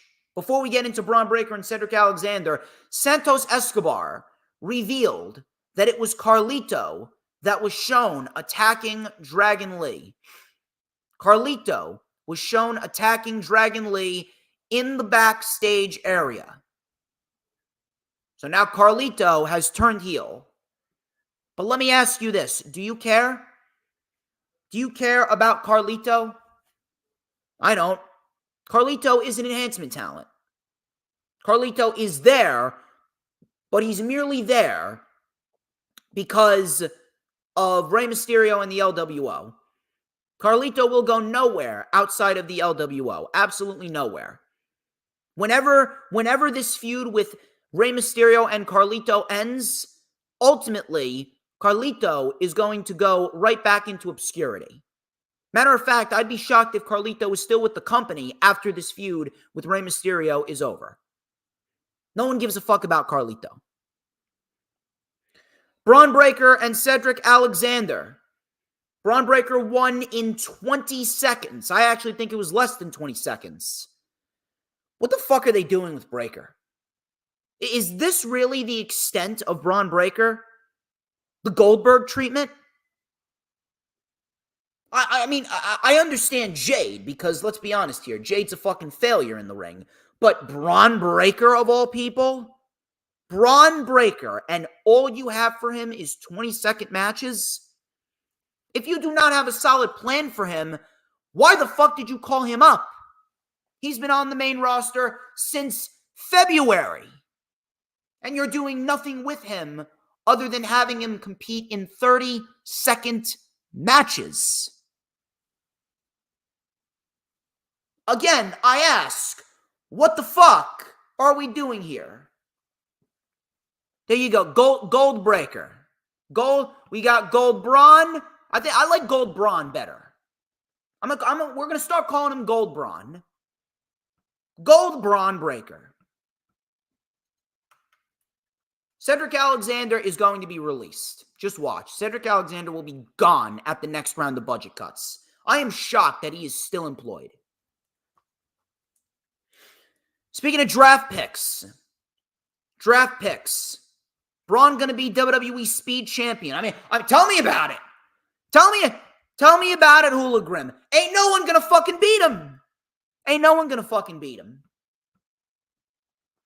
Michelle McCool and Tori Wilson, they read the next round of draft picks. SmackDown selected Randy Orton.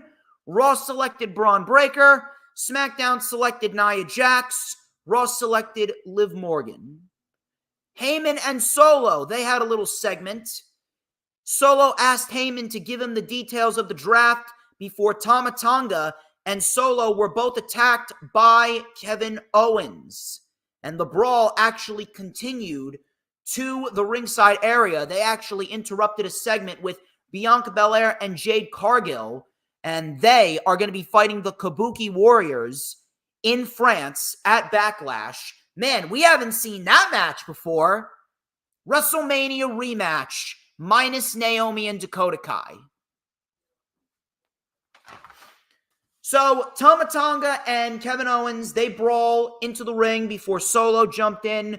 Randy Orton made the save, and we got ourselves a tag team match at Backlash. Yeah, because we haven't seen Kevin Owens and Randy Orton versus the Bloodline before. Yeah, because Solo and Randy Orton have never touched before. Because Kevin Owens hasn't been feuding with the Bloodline since the pandemic.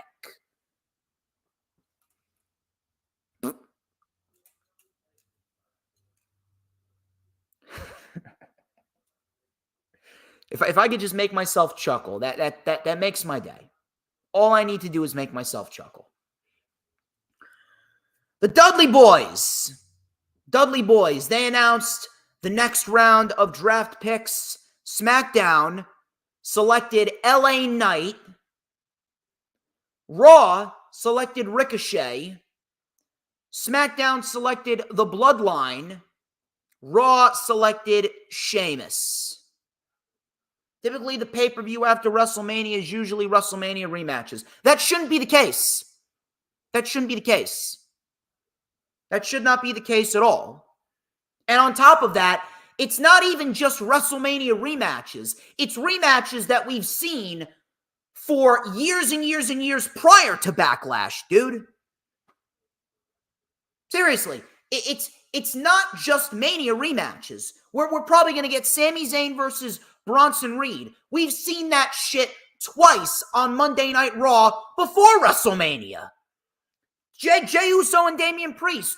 We saw every combination of Jey Uso and friends versus the Judgment Day all throughout the fall season of WWE.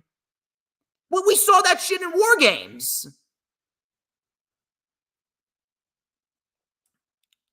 And then they want to tell us that, then they tell us WrestleMania is the yearly reset. Then we get the same shit we see all year. Not even the same shit that we see all year. We're still getting the same shit that we've seen 4 years ago. Kevin Owens is still feuding with the fucking Bloodline. Kevin Owens is still... Dude, I'm telling you right now.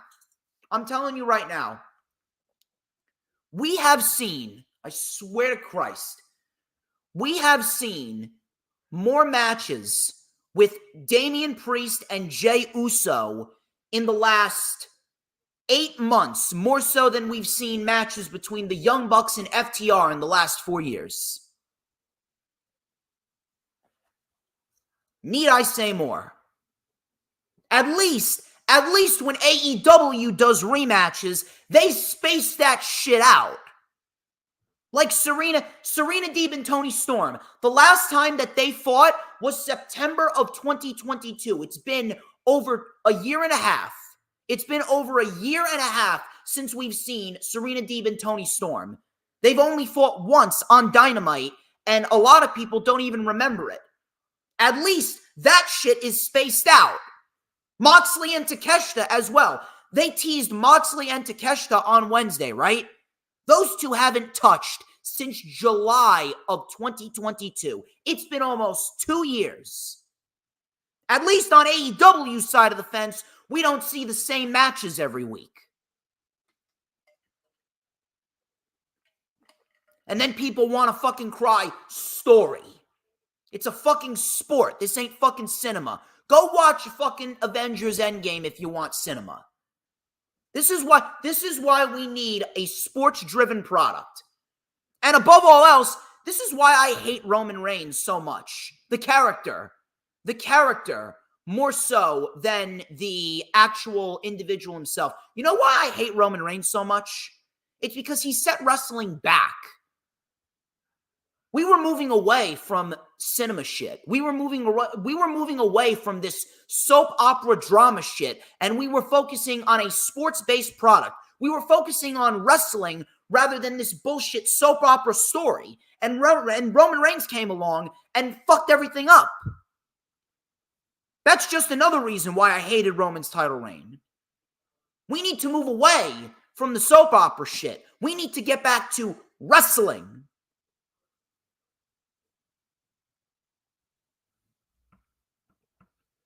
There's the difference right there. AEW has a match, and then again 2 years later. We saw Sami Zayn and Bronson Reed. They fought on Monday Night Raw 1 week, and then they fought on Monday Night Raw again the next week. The Young Bucks and FTR just had a match at Dynasty. Their last match was in August. 8 months apart. Need I say more? Naomi versus Tiffany Stratton. Tiffany Stratton, a rematch. How about that?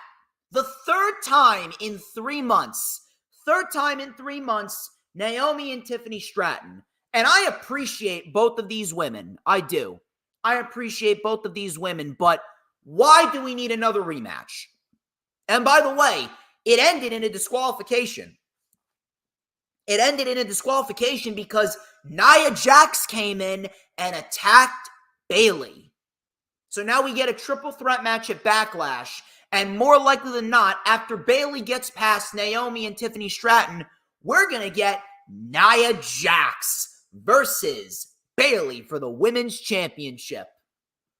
Man, we haven't seen Nia Jax and Bayley for the Women's Championship before.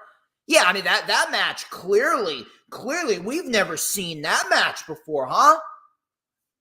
Those two women, I swear to Christ, those two women have virtually fought for every single championship in WWE's women's division. They fought for the NXT women's title. They fought for the Raw women's title. They fought for the fucking women's tag team titles.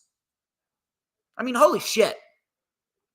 Nia Jax, that is your extent of Bayley's title reign. Not a Roxanne Perez, not a Lyra Valkyria, not a Dakota Kai, not a Kairi Sane. No, it's Nia Jax. Yeah. Yeah, that'll move some tickets there. JBL and Teddy Long, they announced the last round of draft picks. SmackDown selected AJ Styles. Raw selected the Alpha Academy. SmackDown selected Andrade. Raw selected Kiana James. So no one changed brands except for Nia Jax, Braun Breaker, Kiana James, and Andrade.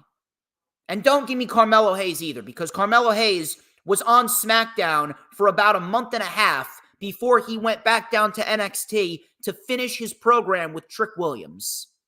And after we got the program with Trick Williams done, now he's on SmackDown full-time. So I don't even count Carmelo Hayes as a draft pick that's new. Speaking of Carmelo Hayes, Cody Rhodes versus Carmelo Hayes. The match was very good, I will say that. Match was very good.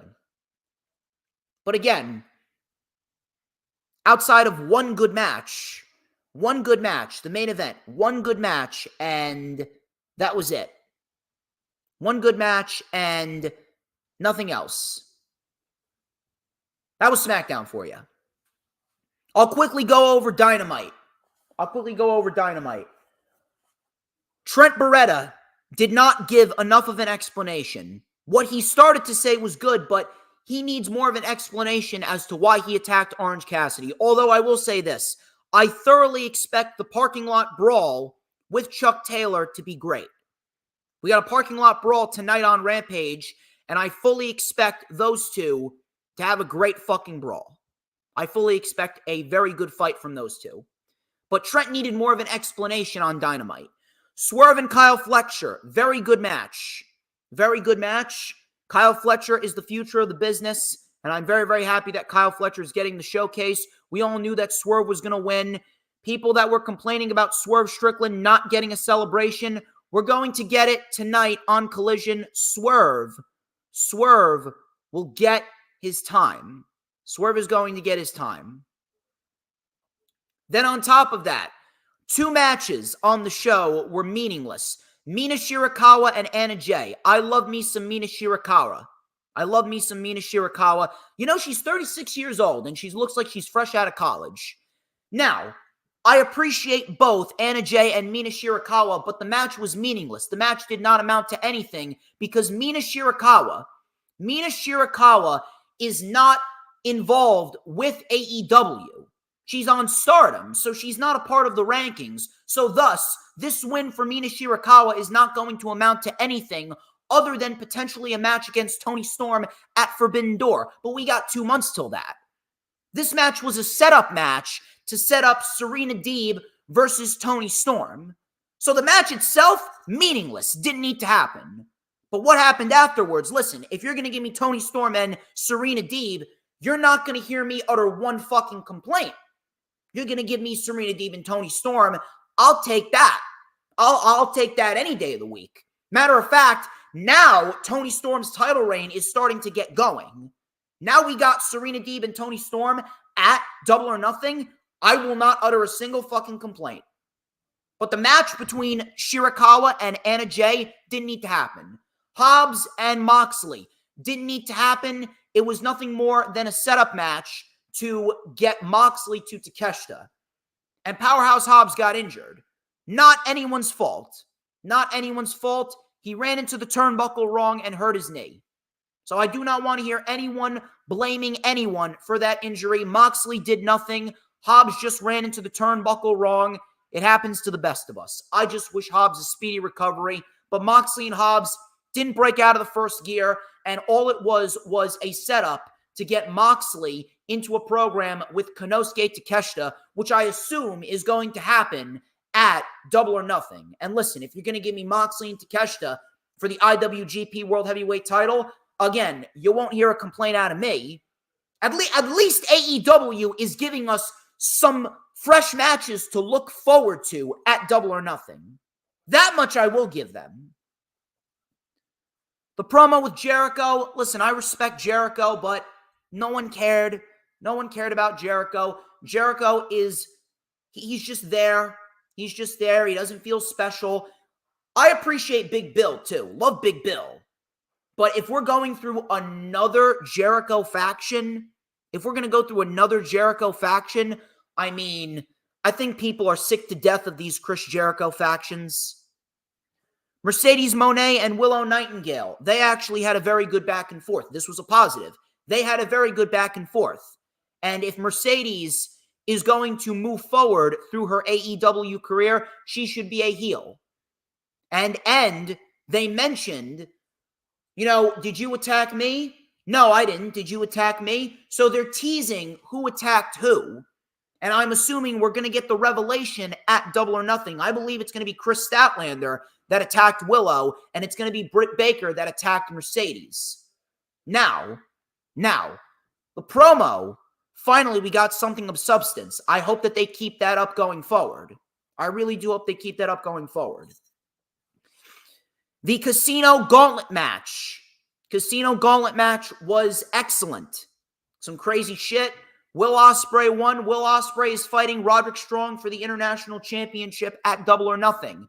Listen, you let those guys go 20 minutes, they're going to tear the fucking house down. Now, I will say this. That match does offer a sense of unpredictability because we don't know whether the Don Callis family is going to turn on Will Ospreay because there was some tension backstage. We don't know if the Don Callis family is going to turn on Ospreay or if Ospreay is going to win the championship.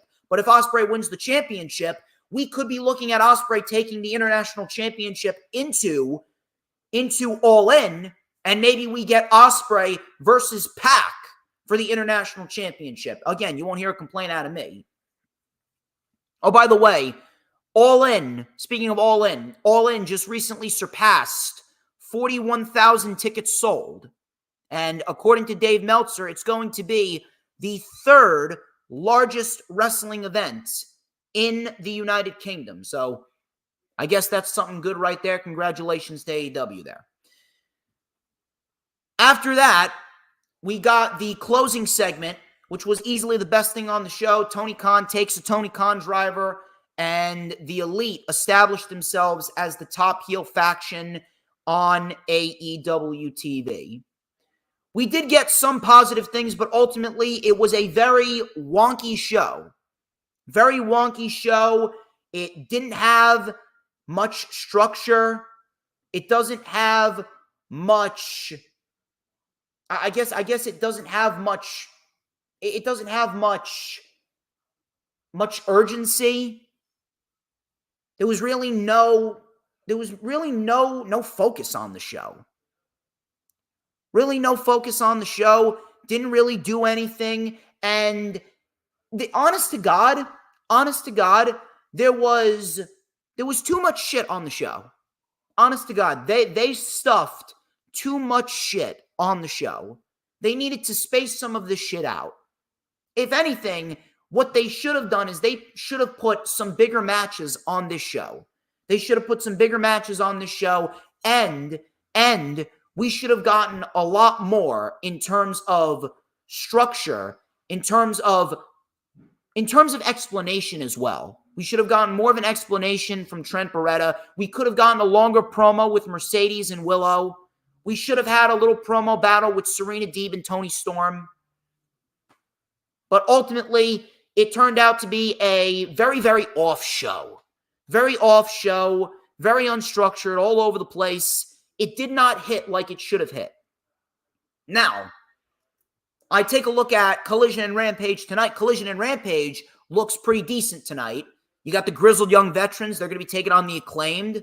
I mean, I fucking love the Grizzled Young Veterans. You got Top Flight and Action Andretti taking on Bullet Club Gold for the Unified Trios Championships, which I'm looking forward to. Toni Storm's going to be on the show. Deonna Purrazzo is going to be taking on Thunder Rosa on Rampage, which listen, I'm going to be there for. And you also got the Parking Lot Brawl with Trent and Chuck Taylor. So it looks like we got a decent 3 hours of wrestling tonight. I will be seated, and I will be watching very, very closely. So maybe AEW will rebound after the show that they got on Wednesday. that is all that I got for you, ladies and gentlemen. That's all I got. Thank you very much for tuning on into the show. Be sure to like, comment, and subscribe. Check out all the links in the description. Thank you very, very, very much to everyone who stopped by. You guys have been fucking awesome, and I greatly appreciate all the time that you guys give to me. I appreciate all of the love and support that you guys give to me. We are going to have ourselves a great, and I mean a great, month of May. And by the way, holy shit, Hooligrim will probably be interested in this match. They just booked the Beast Mortos, formerly known as Black Toros, and he is going to be fighting the returning Rey Fenix. Rey Fenix is cleared. He is back. He is healthy. It is the Beast Mortos versus Rey Fenix tonight on Collision. I'm going to be fucking there. I'm going to be fucking there. I certainly can't wait for it. It's going to be fun. But until then, ladies and gentlemen, that's all I got for you. I'm glad that you guys stopped on by. You guys are fantastic. Like, comment, and subscribe. Check out all the links in the description. Until next time, I am the one and only DJ Storms. This has been the Lightning Flash Update. But before we get out of here, people, you already know the drill, and everyone must acknowledge it. Ladies and gentlemen, who runs the IWC? Let me take a sip of my ice water right here. I will tell you who runs the IWC. Who but DJ motherfucking Storms. And don't you ever forget it. Retribution! Oh yeah, we want retribution! Oh yeah, we want retribution!